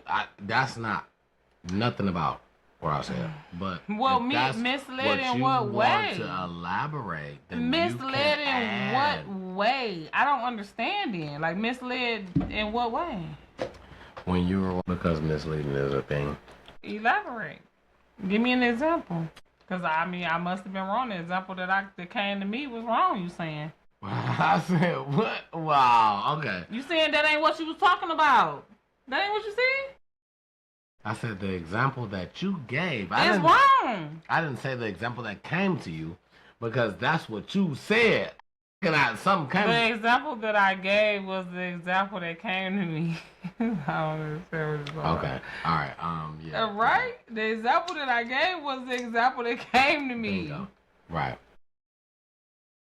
So what was the next one that you were going for? How long is this going on? We got 30 more minutes. If that even. What does a healthy relationship actually look like to you now? More than anything, two people who understand each other. Because that kind of sums it up for me. How do you get an understanding? You get an understanding just by knowing the person. You get acquainted. You know the person. You read minds? Is that telepathy? Telepathy? You get acquainted. You know the person. You get acquainted. That's how you do it. Takes time. Basically. You get acquainted. Like, you know, everything you do. How long does it take to get acquainted? Sure, everybody different, so you never know. You can't really put a limit on somebody as if everybody got the same time. So. How do you know when you're emotionally safe with someone? Kind of like a big thing, right? So if you want to be emotionally, I don't know. I just feel like when you could kind of just say how you feel and you ain't got to worry about hearing it from somewhere else. Like they're gonna tell your business to an outsider? Or just anybody, you know. Basically just having You don't want to hear I told you so. Basically just having somebody that you can talk to. You know what I'm saying? Like when you express yourself or, you know, emotions, whatever, you don't want to hear nothing back. You just want to have an ear to hear, but not like judge or give advice or whatever. Somebody that you can talk to. If you about to say, look, I told you this, and I told you this because, and that's why I told you that. That's fine, because we're having a conversation. That's fine. The other thing is, I told you whatever you said, you told me, whatever. Because when I said something that I told you and it happened and you was against it, I'm going to also say, remember the time when. So That's not what it's about. It's about a person who can generally just take this information, hold it solid, give it back to you and you only. Give it to Holy Spirit at the most. Yeah, basically. All right. So, and you okay, next. Is there anything in there? No, there's nothing there. Okay. What did your last relationship teach you about yourself? Let's skip it. No, that's fine. I'm fine with it. No, you just, it's Chat GPT, so you know she's repeating herself. Absolutely. That's what I said. Let's skip it. I know. I'll get the next one. I got to pour mine in the cup because this is my last cup. If I'm not mistaken, I said something about communication. That was one of the main things. You said what? What about communication? That just communication. That was it. What about communication though? I'm sorry. You said what was? You said what? What the question was? What? What did your last relationship teach you about yourself? More communication. That you got poor communication? No, it was more communication. No, it didn't. It didn't teach you that. That's what it did. No, it didn't. You still haven't learned that. Oh, you're right. So I don't know what it taught me then, because you still haven't learned haven't that. been with myself. Or if you have learned it, you haven't chosen to change it. So maybe you just don't give a fuck. I haven't been with myself for these years, so I don't. I'm just saying, as a person just coming in from the outside looking in, if you learned that about yourself, you didn't choose to change it. So maybe that's what you like, fuck it, I ain't about to, deal with it. That's what happened. Because I just got here. I don't know. I just got here. What you mean you just got here? I just got to this body probably. I'm pretty sure you've been in that body for damn near 40 years, but you don't communicate out of it very well. I probably just got to this body probably. It's like pulling teeth. And you got all your teeth, don't you? No. I bet you ain't got very many of them pulled, and when they pulled them, I bet you it was hard as hell. A lot of them very bad in there. Nah, but for real, y'all. It be like pulling teeth, talking to teeth of them. And better yet, no, that's a lie. It's not. It's easy to talk to T though. He's very easy to talk to. So I should not lie on him like that. He's very easy to talk to. And he will engage back with you if you talk to him. But don't expect him to initiate nothing, bro. So if you want his autograph, don't come ask. You better come ask for it. Don't expect him. Y'all know my movie out. I'm an extra in To Live and Let Live and Let Live. No, To Live and Die and Live Again. And Uncle Jerome was in the movie, and I met him. His name is Amir Joseph in real life. Uncle Jerome from Snowfall. And it was like he just knew. He understood. I didn't ask because I didn't want. First of all, I'm an extra. I'm trying to be professional. You know what I'm saying? I'm trying not to be like all starstruck and shit. Like, oh my God, can I get a picture? But when I realized it was him, I guess he noticed me, noticing him, whatever. He was like, "You want a picture?" Cool as fuck. You know what I'm saying? Sorry, yes. What are you saying? I'm saying you need to, step it up and be more open and offer. You know what I'm saying? Certain things to where, it's not to the point where somebody feel like they gotta case in point. Okay, congratulations, y'all. Big up to T-Double. He won his game Saturday, him and his team, and they are about to win the championship next week. Big up. He finally about to get the ring he want. He literally gonna put it on his married finger, which is kind of weird to me, but whatever. Congratulations to them in advance. But you know what I'm saying? Anyways, I'm done with that. Yeah. But I'm just saying, he didn't even tell me he won. I called, we ain't gonna go into all that. But I'm like, how was the game? He just was like, it was straight. Yeah. No. I'm like, after he got done winning the game in a blowout, they had 22 points and the other team had 2 points, 5 points. I don't know. I don't give a fuck. They won, and I had asked him. I was like, "How was the game?" He like, "Oh, it was straight crickets." Okay, so I literally assumed they lost, right? So I didn't want to say nothing to like bring it back up and like piss them off about the fact that they lost or whatever. So when I finally seen them again, I asked him again, like, "How's the game?" He like, "Oh, yeah, it was good." I'm like, "So damn, like, what happened? Did y'all win? Did y'all lose?" He like, "Oh yeah, we won by 22 points, and they this, and we finna win the championship." I'm like, "Golly, well shit, you couldn't tell me that yesterday." I mean, like, what?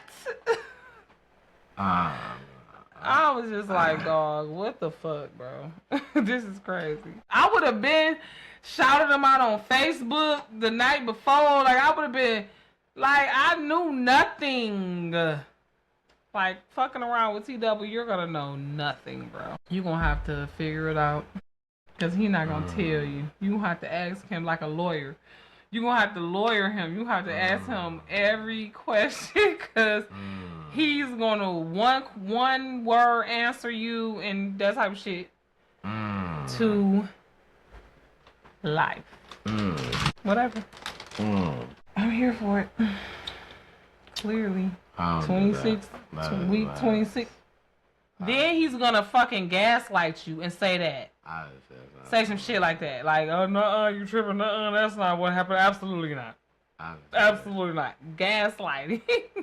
Because I'm not tripping. Yes, you do. Obviously, it's not. Obviously, you know, I'm here to talk. You guys get a whole convo.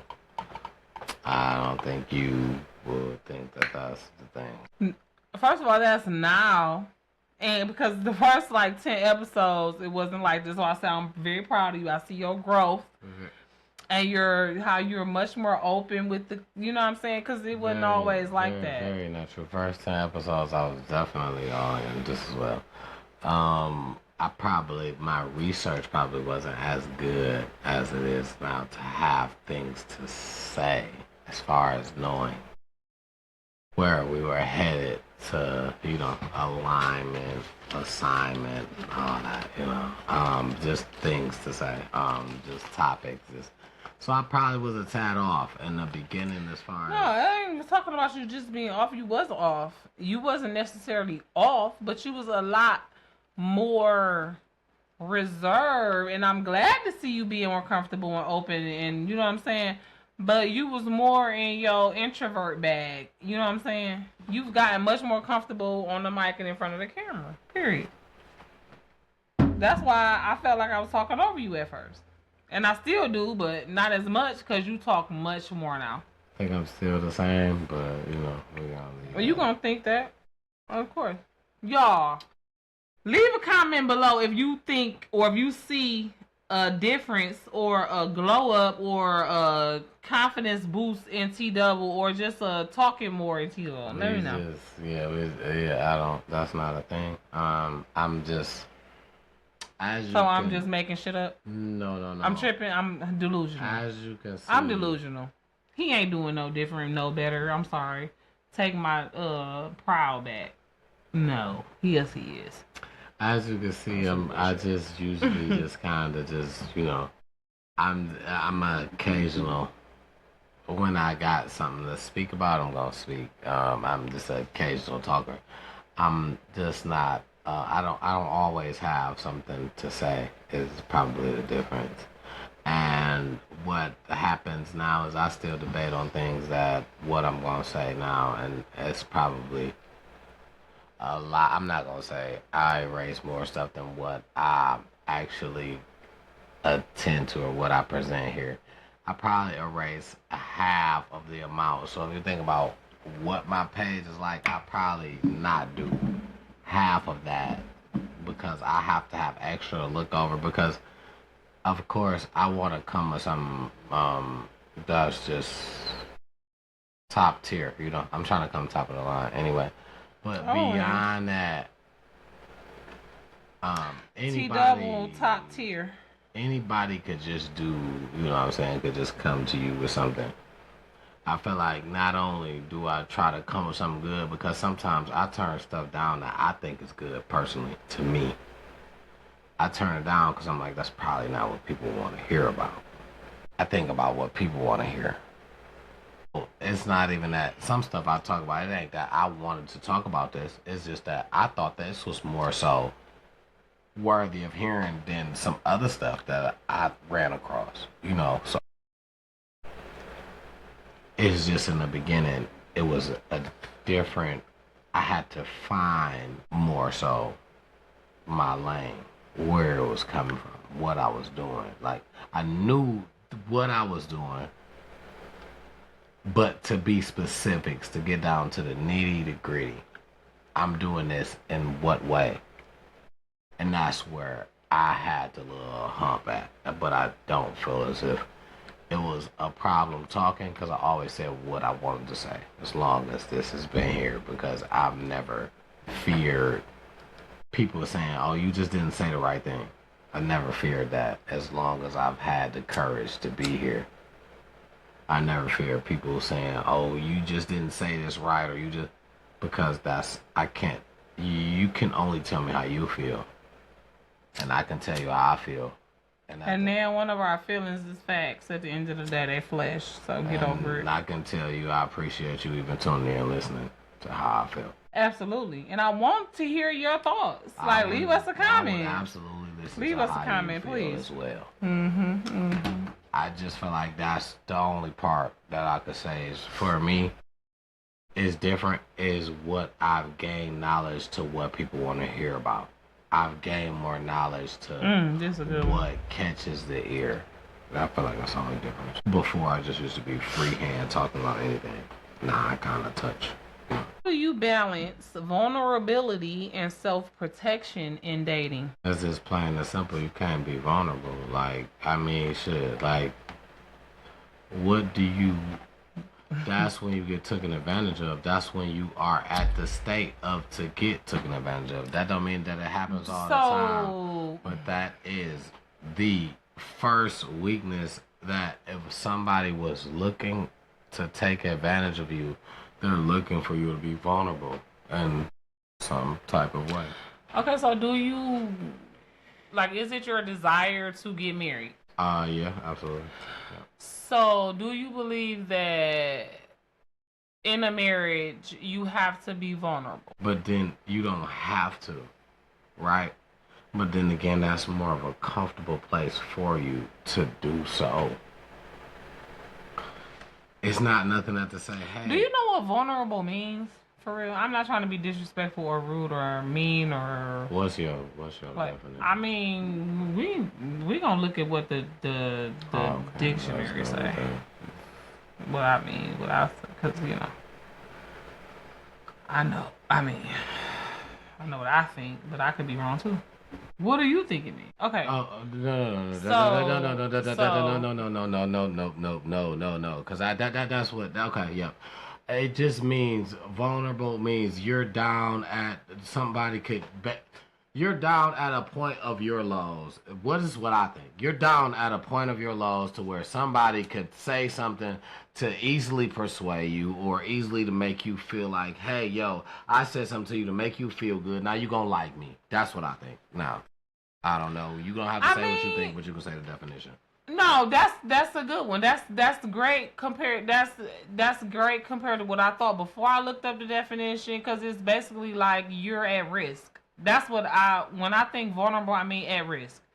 That's what I thought before I looked it up. I thought vulnerable means at risk. You out there naked, able to get, like you said, taken advantage of. But so the dictionary says susceptible to physical or emotional attack or harm. A person in need of care, support, protection because of age, disability, or risk of abuse or neglect. I'm trying to understand how you think you're going to be able to be in a marriage and not be vulnerable. How men, because you represent men on this show, do you not? I represent myself more so than anything. Everybody kind of got their own. I can tell you what I think, and that don't mean that that's what every man think, but I can tell you, no, that's not the same. That's just as well as you don't represent every woman on the show. That don't mean that every woman agree with what you say, or, you know what I'm saying, what you say represents I didn't say they had to agree with you for you to represent them. Or it just represents how they feel. How you feel don't necessarily mean I can tell you this right here. Everybody don't have to agree with you for you to represent men. You a man, right? So you represent men. Like, I mean, y'all not gonna always agree. All men don't always agree. That's life. But, you know, you're the man on the hosting panel and I'm the woman. So regardless, we're gonna represent our genders. You know what I'm saying? It ain't all of us. It's not where everybody gonna agree with us all the time. But I mean, we don't have no choice but to represent who we are. You know what I'm saying? So that's what I mean when I say that. And so there are gonna be a lot of men that's gonna relate to you, that's going to agree with you. There's gonna be some that's not. But you know, you represent a certain demographic, a certain amount, a certain type of man that's gonna agree with you. You represent them. So I was asking, you know, your take on it from that point of view. You know what I'm saying? I mean, you know, I feel like, you know, as men, you know, you guys have no choice. It's really not up for debate. Y'all are the leaders. You know what I'm saying? The leaders take the blame, right? But you know, if you not even really acknowledging the teammate because you got a wall up, you don't trust, you done been hurt. That's all of us do. We all been hurt. Like, women been being used and abused since the beginning of time. You know, if not by Adam, by Satan first. He the first one who manipulated and lied to her, and you know, so females, as you like to say, we not perfect. You know, we do have our issues. But my whole thing is this: if you're gonna be, if you want to operate in the office of a man, if you want to operate in the office of a husband, at some point you're going to have to stop victim blaming. You know what I'm saying? Stop pointing the finger and be the leader that takes the blame. You know what I'm saying? And if there is a lack of communication, if it's on your end, be willing to open up a little bit. You know what I'm saying? Don't, and if not, if it's to the point where your partner is like doing too much, it's just like, be willing to say that. You know what I'm saying? Like, because women ain't perfect. Like I said, God still be working on us. We deal with a lot. Daddy issues, insecurities. Understand that, then you know, when y'all, until we understand when y'all what? understand that, then it'll be you know, it'll be. Understand what? You said it, not me. I'm telling you until I y'all said understand. a lot. You just said, what was your last thing? Women are not perfect. And I said, until y'all understand. That was literally a lot of women understand that. A lot of y'all don't.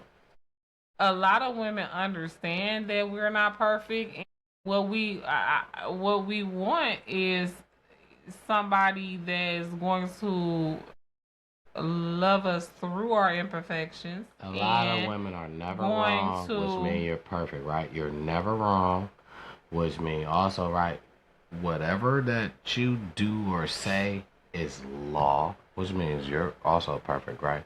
Because, right, ain't no way that all this lines up to where you are, a woman is living the way that you thought that this is just damn, like, what I'm supposed to live like this.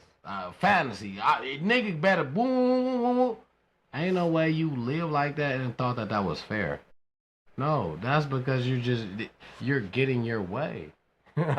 See, females just fail to realize the difference between getting their way and then what's fair.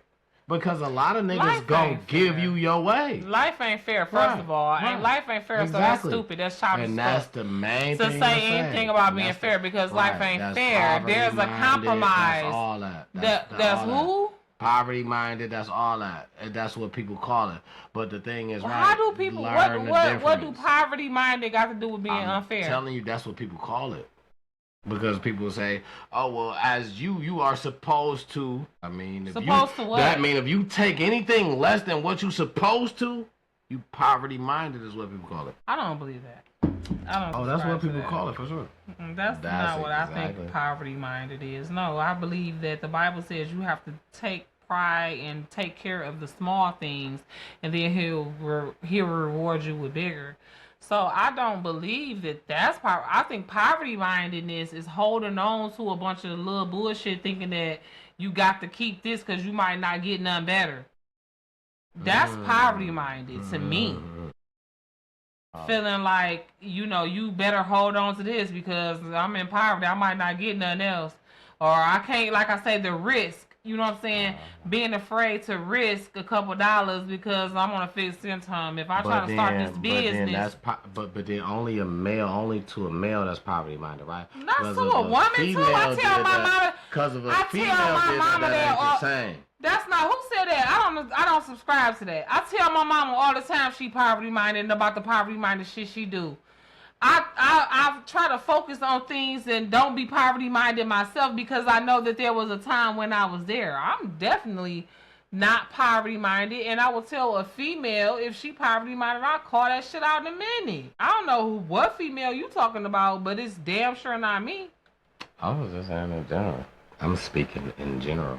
I never spoke about a person. Okay, yeah, but you said female, right? Like, that's a general thing on most females. In general. I don't believe that at all. Females are some of the most biggest hustlers, some of the most biggest investors. Bingo. So how is we poverty minded? Because you're going to keep your money to do what you want.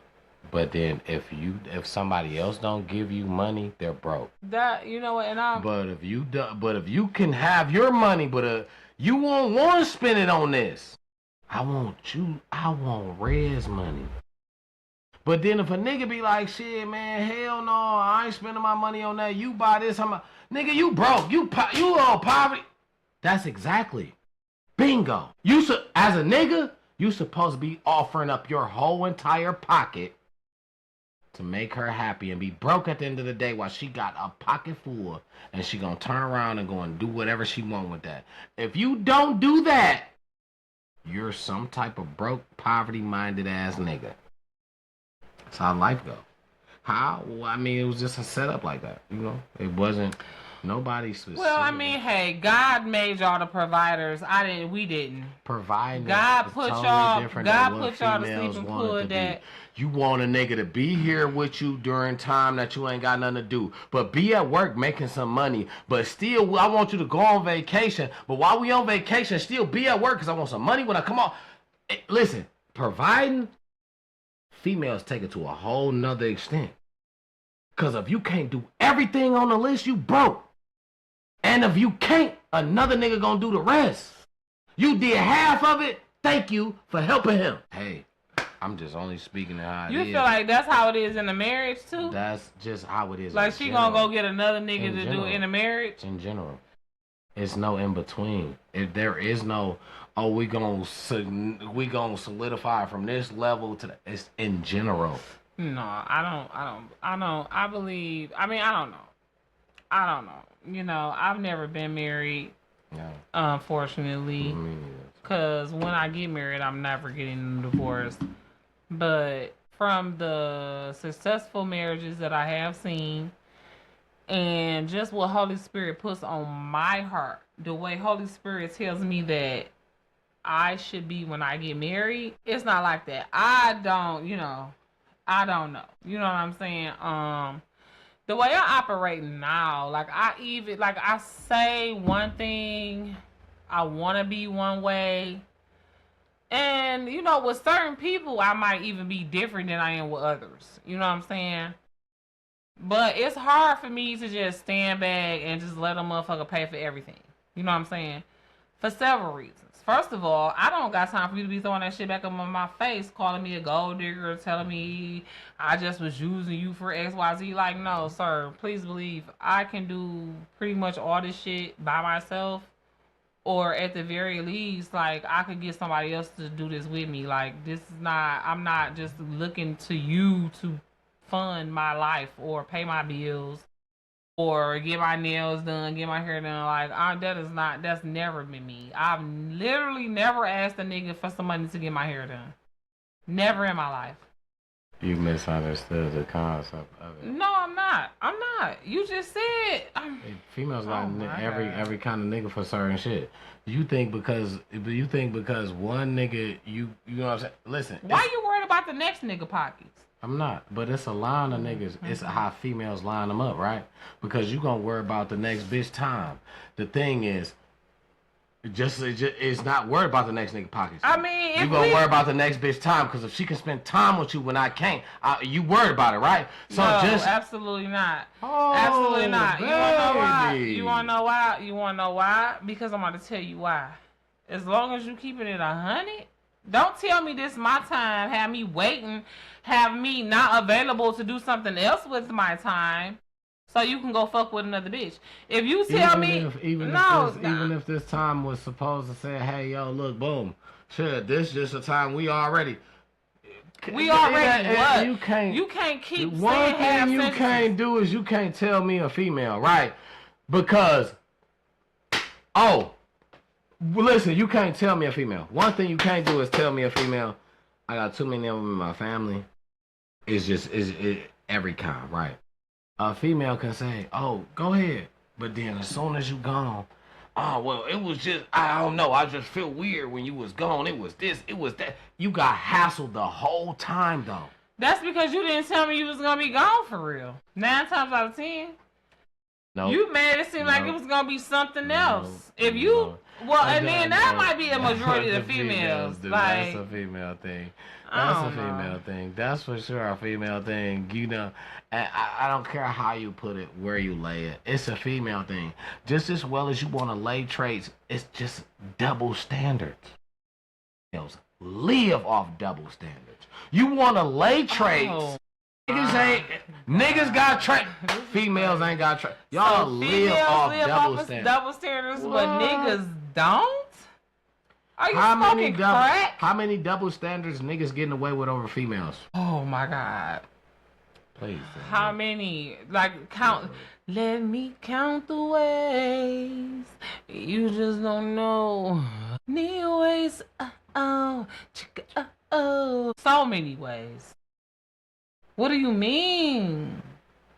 I'm just waiting. Double standard. First of all, double standard. Let's start with the biggest one, the elephant in the room. A nigga can fuck 100 hoes, women, bitches, old ladies, dogs. It don't matter.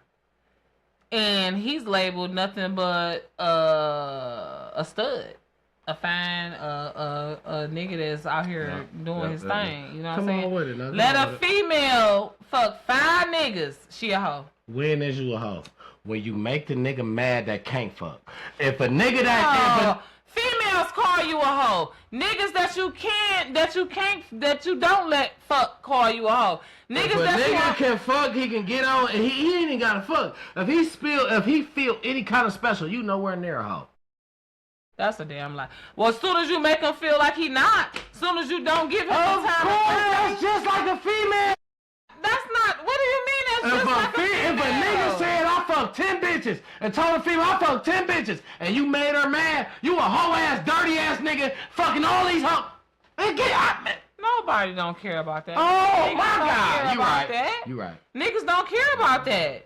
Niggas don't care about a nigga being called a hoe. Society don't care about niggas being called a hoe. That's not the same. It's you fucking So crazy. The next bitch don't give a fuck if this bitch said she just heard your hoe, you got fucked all these. She don't give a fuck. No, depending on the type of nigga he is, hell no. Cause you already know that a nigga gonna, especially if a nigga fine. Especially if a nigga fine, got some money, you already know he probably was a hoe. So you want him, you thinking that yes, bitches be delusional thinking that he gonna change for her. No, you went for the money then. It ain't even about the money. The nigga might not even have no money. The nigga don't have, he could just be fine and not have no money. Oh, well, okay. What are you talking about? The nigga could just have clout. The money ain't everything. That's what niggas, that's another one of y'all problems. Y'all think money everything. Money ain't everything. No, it ain't, because ain't a motherfucker coming up to you talking about you can just fuck for free. Shit, It ain't everything, but I ain't know a female that said you can just fuck for free. Shit, yes it is. Shit. Did you listen? Did you pay every bitch you ever fucked? What you gotta understand is paying is did I hand over fist? No. Did I buy some shit? Fuck yeah. About what? If you did some shit and did I contribute to something? That's what I'm saying. If you experienced it with her, you can't say you bought it. Now that's some weak ass nigga shit. If you saying you went half on the trip, or even you bought the trip, or you went half on the dinner, or you bought the meal, y'all went to a concert, you bought it. You can't say you went too. I can see if you just sent her on a trip with her girls, or if you just sent her to the concert by herself or with her girls. But if you went too, you contributed to it. Do your research, baby. That's all I'm gonna say. What you mean? Do your research, baby. I can't speak for every nigga. You asked me about me, and then you spoke that. I didn't ask you research, baby. You asked me shit. about me, and I'm telling you about me. That's what I answered you about. I didn't and then you ask spoke you shit. that. I told you what you shouldn't do. I didn't ask you nothing. I said you should not. If you experienced it too, you should not say like you just bought that for her. That's what I said. I didn't ask you nothing. I don't think. But if I did, my apologies. But what I'm saying is, even if you did, if you experienced it with her, if it's something that you did together, it's not something that you gave her as a gift that she only experienced by herself. You can't look at it as if it was just something that you did for her and you didn't like. That's bullshit. You're right. I agree with you. So, that's my take on that. I agree. Niggas be so scared to get gold digged for some gold they ain't even got. It's ridiculous, and that's why. But that shit is systematic. It ain't even y'all fault.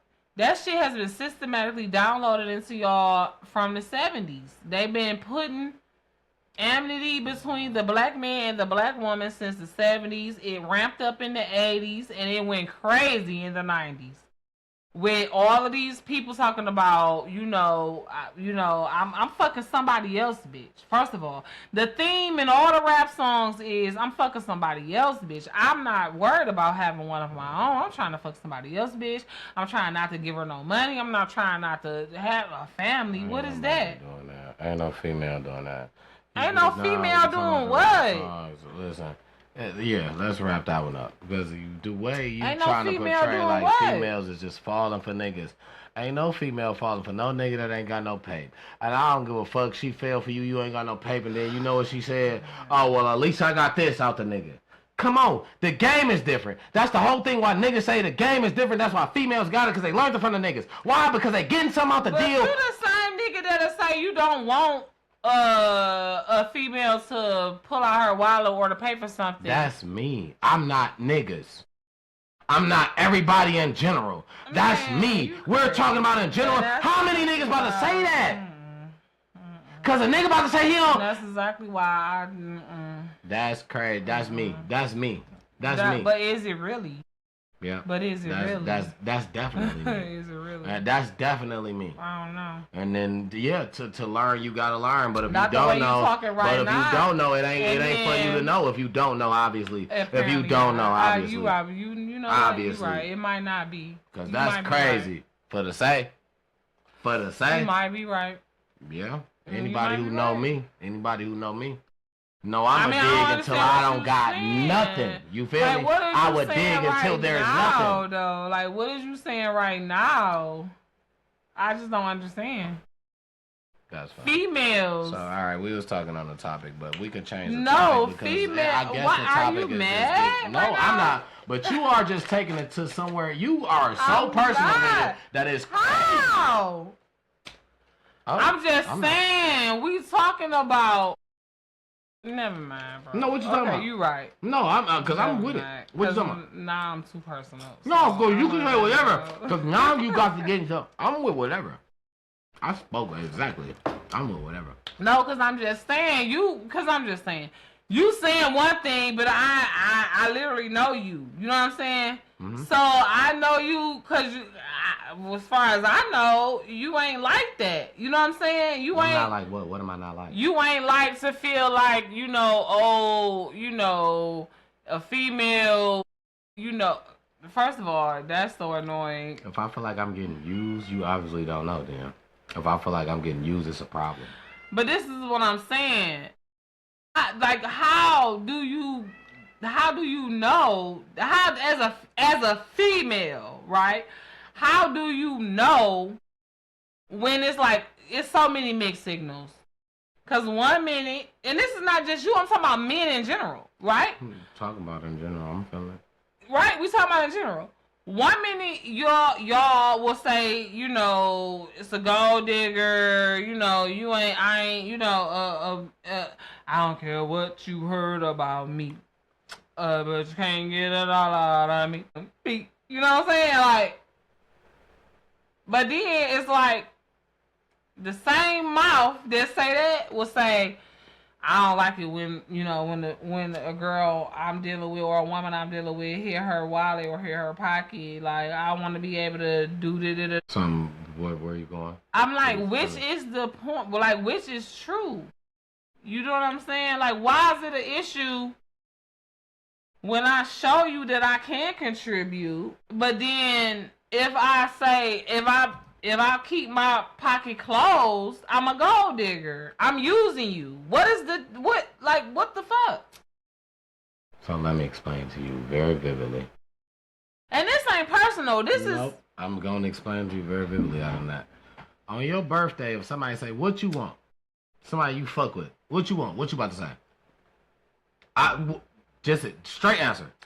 Nigga you fuck with, what you want for your birthday? He like, baby, what you want? What you about to say? It literally depends. Right now. This day and age, right now. Right now, this second, I would say I'm not sure. Bingo. I would say I'm not sure. Listen. But so this no. So listen, right? So the thing is, you about to tell me you not sure as of to what you want me to get you on your birthday, which means you are very not clear as if I'm telling you a gift, whatever.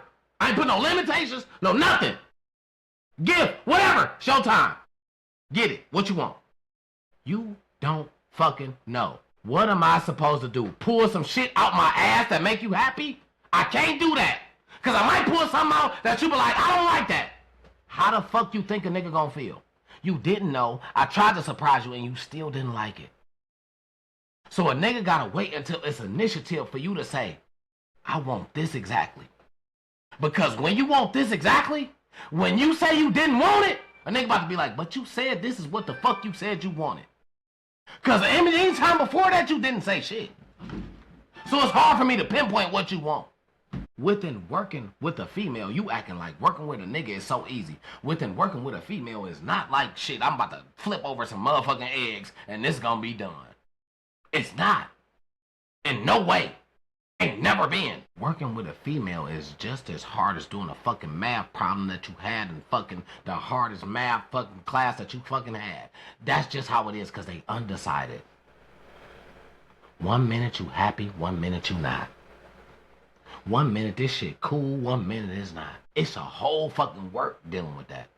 But for a nigga to be straight one nigga, oh, I'm good. I'm alright. He taking shit. I ain't taking up for nobody, but I'm just telling you how it is. It's difficult dealing with a woman. And you can sit here and say whatever. It's easy dealing with a man, though. Way easier than it is dealing with a woman. Shit is crazy. And y'all sit here and act like y'all don't know is the weird part. No, that's not weird. Y'all sit here and act like y'all don't know is the weird part. No. You can say what you want, but you got it. I ain't, say my part. Well, what I think is this. It all depends on what you really want, right? And a lot of times we don't know yet. It takes us a while to figure it out. And that's okay. But that's marriage is supposed to be figured out by niggas in a year or two. Come on, man. Come on, man. How long is this gonna take?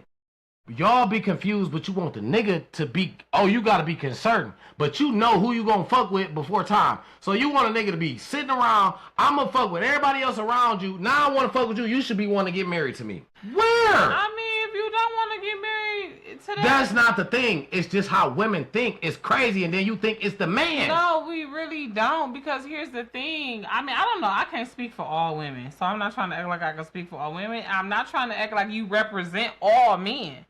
You represent the men that think like you. That's it. I'm not trying to act like you represent all men.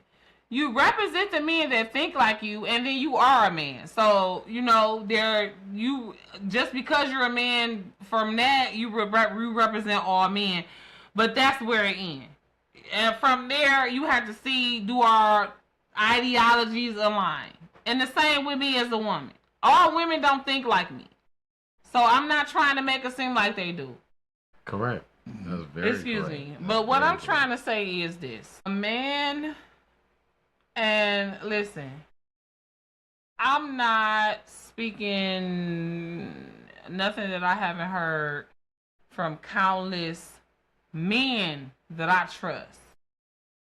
Married men that I trust. I ain't gonna say countless, because that'd be a lie. But at least 3 men that I trust, I've heard this from.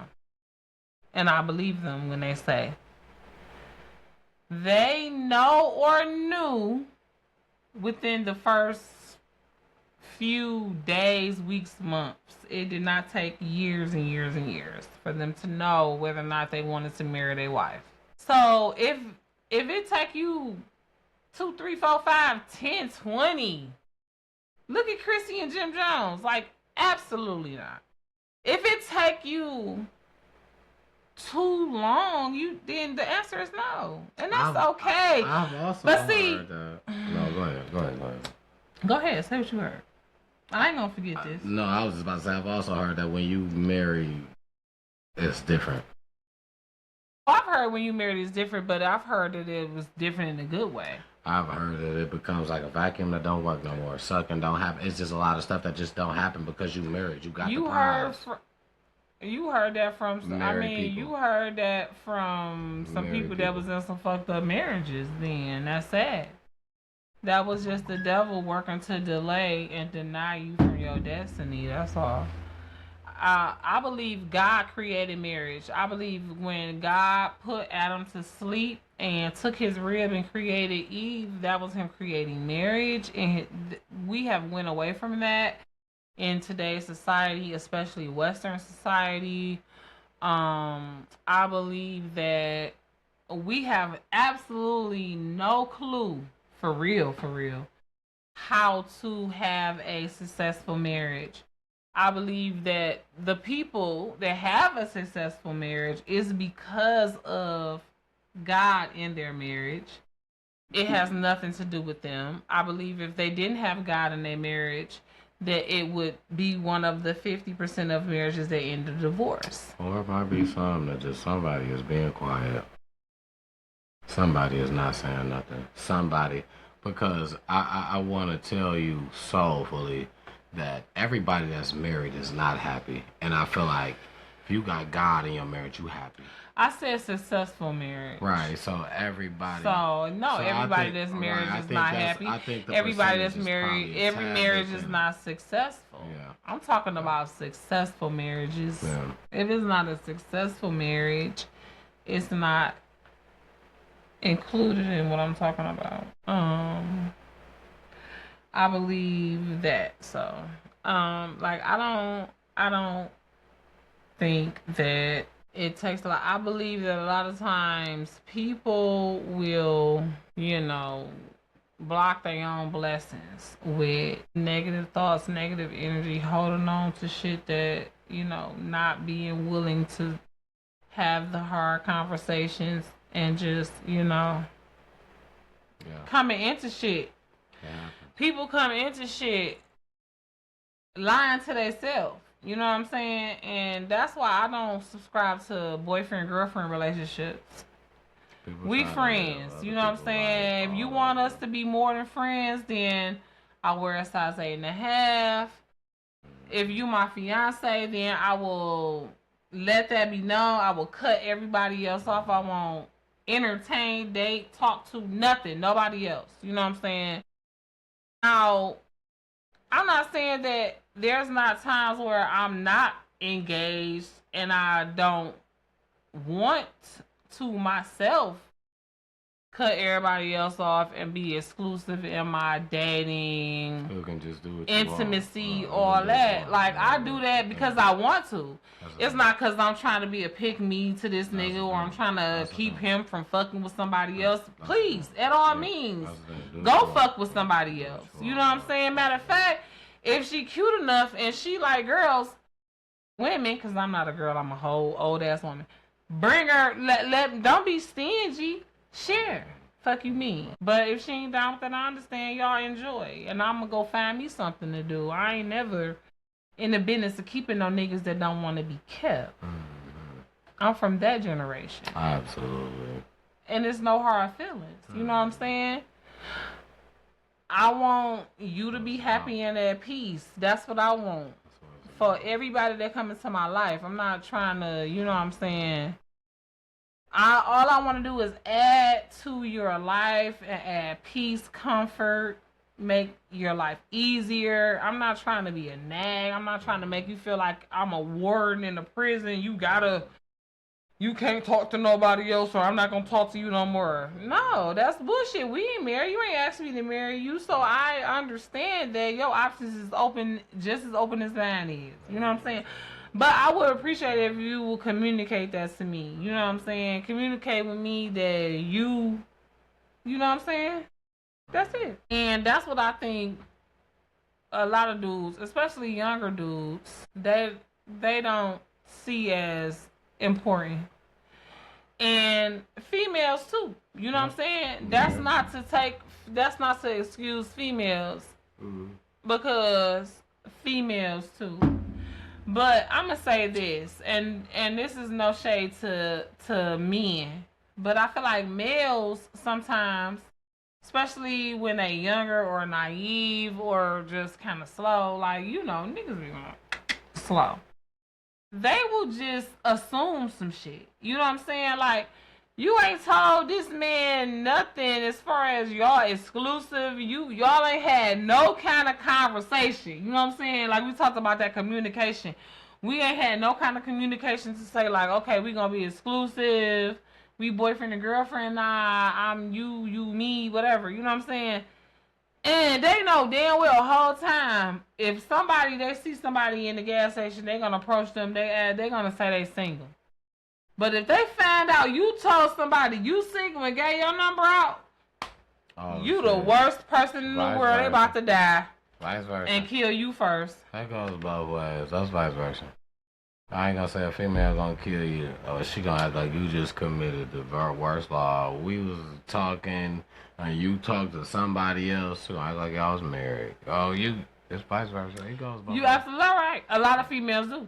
And I just had a conversation with one of the most closest females to me. And I had this same conversation, and I told her, like, because I learned, and I'm glad I learned when I did, you can't do this. This is not your husband. This is not your nigga. If it's not your husband, it's not your nigga. Now, if this your husband, then by all means, sis, go off. For real. No, that's how I feel. That's how I feel. If that's your husband, and y'all at a party, and it's some random girl all up in his face. So if a nigga said he learned and he probably really ain't really get it, what would you say? Like, if a nigga say he learned what? He like, I learned what I was supposed to do, but you feel like, nah, nigga, you probably ain't learned. Not saying that right now. But I'm saying just what would you say if you felt like that? Like, what if a motherfucker said they learned, but then you feel like a nigga said, nigga, I learned. I mean, if I felt like they didn't learn, my feelings ain't facts. I would have to do my research or spend time with them to see if they learn. I can't say. So you wouldn't tell a motherfucker that? Tell a motherfucker what? You ain't learned shit? If I haven't seen them act like they ain't learned shit, no, I wouldn't tell them you ain't learned shit. Go ahead. No. Okay, so you learned, and then I learned that you cannot hold a nigga that you're not married to no type of marriage rules or laws. Like I was saying, a person that I am very close to was in a similar situation recently, to where You know, they was in a venue at an event with a person that they intimate with, but this person is not they nigga. They is not in no, they not married. They not in no committed relationship even for real. Like, and you know, just because this the person that you fuck with all the time, just because you love this nigga, and just because y'all fuck with each other all the time and on a daily basis, y'all ain't even had no real conversation. The only conversation y'all done had is the fact that this motherfucker for somebody else in the streets. You know what I'm saying? Like, to the point to where I just was like, sis, you cannot continue to allow this person's actions to dictate your emotions. You single just like they is. If you feel like somebody all up in their face, go get in somebody else's face. It's a party. It's a million motherfuckers here. You know half the people here. Go dance in somebody else's face. Like, what the fuck? Fuck them. Don't try to start the party and have a conversation with this motherfucker. This not the place for a conversation. This is a party. You letting them see you sweat. You can't never let them see you sweat. You know what I'm saying? And it's like, that's why I don't like it. When they get to the point to where, you know, I'm letting the motherfucker see me sweat, it's a problem. Because I shouldn't be. That creates the whole problem, right? That's the problem. I'm not doing it. That's nope. it's a U-turn. I'm not about to keep doing it. I'm not doing it. I'm about to keep saying the same thing over and over again. You want somebody to see you at a moment vulnerable, right? That you want to talk, you want to say something. And I feel like I'm really going to big up the people that do say something right now in this moment. Whether it's going backwards, whether you doing whatever right, saying something is getting that shit off your chest. Because if I'm sitting back and I'm holding this shit in and I'm watching you and I really want to say something to you, you feel me? I want to get this off of me, whether it's for the good or for the bad. If I'm holding it in, I'm never gonna know how that shit feel, and this what really fuck motherfuckers up, and this what you really, never gonna know how the other person feel and for real. this what really carries on to further relationships that really fuck motherfuckers up because they feel like, oh, this last shit happened like this, and I ain't know how this shit was gonna be, because you never got a finalizer, you didn't get your finalizing. That's not my fault that you didn't get your you didn't end your shit, you didn't get a final. That's not my fault. So you can't move forward without getting an answer from here, but you want to say this and then you want to try to blame something. Listen, the thing is, that becomes a problem, right? Because people can't end something that they started, and they want to look over it and say, oh, I'm going to just move to the next and think that that's the better thing. But you still wondering, or still something, that last thing that you didn't end, it still lingers, which is why you treat the next a certain way, which is why you go about the next a certain way, which is why you handle certain, because if once you satisfy this, once you end this, you can just be you. You ain't gotta be like, oh, I gotta do this like this because the last motherfucker did. You can just be you. Fuck that. I ended that. That's what was what it was. So the next one is gonna be what I want. It's gonna be like this. It's gonna be. I'm not gonna worry about what happened here. And that's the problem with a lot of motherfuckers, men and women. What we do is we take one shit and we say, and we carry it on to the next because it wasn't closed. Close a situation before you open another one. And I don't care where it's at. It can be in multiple places. Close it. Because you can't open another situation and have it forward with having multiple other situations open. Absolutely. Close it before you open another one. Absolutely. And here's my thing, though. Understand what that means. You know what I'm saying? Because, you know, she could still be, it don't necessarily have to be closed. It could be closed at certain hours. Closure. Here's the thing. Is an understanding. My Closure thing is don't this. mean I cut you off. Closure don't mean That's whatever. What I'm trying Closure. to say. No, go ahead. That's my whole thing. It could just be closed at certain hours. Boundaries get changed. Dynamics get changed. But, you know, sometimes we jump into things and it be that we structured it wrong. You understand what I'm saying? Um, I can't tell nobody what to think or how to react to me. You know what I mean? Um, that's in business, in life, in relationships, in my family. You know what I'm saying? Um, especially not when I decide to be me unapologetically. You know what I'm saying? As long as I'm not intentionally hurting nobody or nothing like that, I'm gonna be transparent and upfront. And then whether you believe it or not, that's on you. You know what I'm saying? Because sometimes the way I am can be unbelievable. You know what I'm saying? But it is what it is. I want everybody to flourish, you know, and be comfortable and happy and joyful in my space, right? But I want to be able to do the same. And so that's why I come into places the way I do. Like, I'm not here to gold dig you. I'm not here looking for a boyfriend. I'm not here looking for a best friend. I'm not looking for a job. I genuinely just want to be cool with people and see where it go from there. You know what I'm saying? What I do, work on, what I am planning on being is a wife. You know what I'm saying? I'm not looking for a boyfriend or looking to be a girlfriend, but I do plan on, and I'm preparing myself to be a wife. So I understand it's a whole lot of crazy stuff that I done dealt with that I might not have dealt with, but I just need to know about. You know what I'm saying? That's a serious covenant and contract that you entering into. You know what I mean? But at the same time, I'm not about to just sit up here and act like, oh, women is just, you know, we so desperate that we just doing anything to get married. We just lying, we just cheating, we just gold digging, we just want to run a nigga pockets and have a nigga take care of us. Half the time, these women end up taking care of these men. Let's just be for real. Especially as black women. Too many black women didn't settle for a piece of man. So I'm not about to subscribe to that. Me personally, do I want to be a wife? Yes, I do. I want to be a wife. But I'm not so hard up for a husband that I'm just gonna take a half a piece of man that can't even uh acknowledge me as a whole person. You know what I'm saying? I'm not gonna do that. Um, you know, gratefully I didn't marry my daughter's father. You know, he was one of them people who put his bull crap in front of the ones he's supposed to be leading. You know what I'm saying?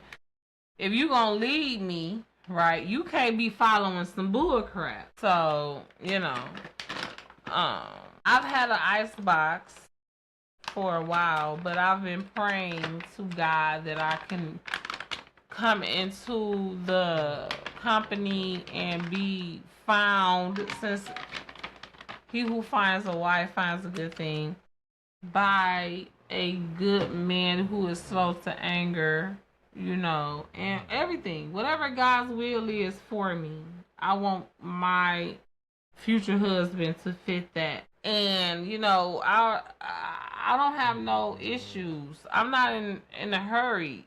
I'm only 41. You know, sometimes I be playing like I'm auntie. But I got clients that got married in their 60s and 70s. You know what I'm saying? As long as I have a long, healthy, interrupted marriage, I don't, you know, I don't care how old I am.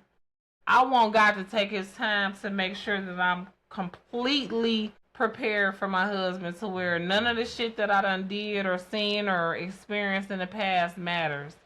I'm all for him. It's got nothing to do with no money, sex, drugs, the world. It's just me, him, and God. That's the only thing that matters in our marriage. And that's what I'm waiting for. That's what I'm praying for.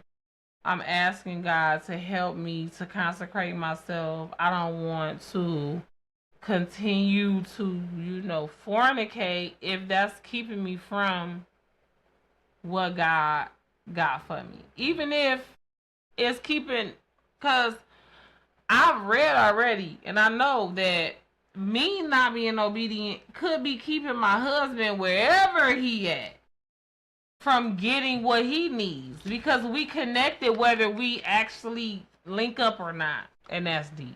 So that's what, like, when you young and your main, when you done already been touched by the enemy and your main goal is to have an orgasm, you know what I'm saying? Like, what the fuck are you doing? No, what? Yeah, no, What the? Y'all, I'm not gonna show y'all what he doing. We finna go to bed, cause T Double done lost his motherfucking mind. No, I'm just listening. That's regular T Double. Absolutely. I'm glad they can't see what's going on right now. I'm just listening. That's absolutely not regular. The fuck? Sorry. If I fucked something up you was doing that I don't know about, but that's, no. We're not gonna do it. Here, wait, hold on. I got some else with me. I go to the car. Anyways, so yeah, that was a long one. That was good. I like that one. That was, I think the last question was, how do you balance vulnerability and self-protection in dating? Yeah, that was a good one. Yeah. So yeah, you was saying like you can't be vulnerable because you can't trust these hoes or whatever. And I felt the same way in the past. Like, you know, that's one of the main reasons why I don't want to be a girlfriend, because I just feel like I can't trust that. You know what I'm saying? You want me to be your girlfriend, maybe your fiance. And that's not finna last very long. I'm not finna be no 2, 3, 5, 6 year fiance. You know what I'm saying? Other than that, and then you just like women be rushing y'all. That's, I think, in a, you know, nutshell, I'm paraphrasing. And it's like, no, we not rushing y'all. We not about to sit up here and just play a role for years. You know what I'm saying? I'm not doing it no more. I've done it in the past. I'm not playing wife role. Everybody got their own preference, you know. I do what, you know, you. No. That's everybody. Yeah, well, yeah. Mm-hmm. And I'm very grateful that God has given me the confidence and the wisdom and the discernment to express that early on. Like, I say that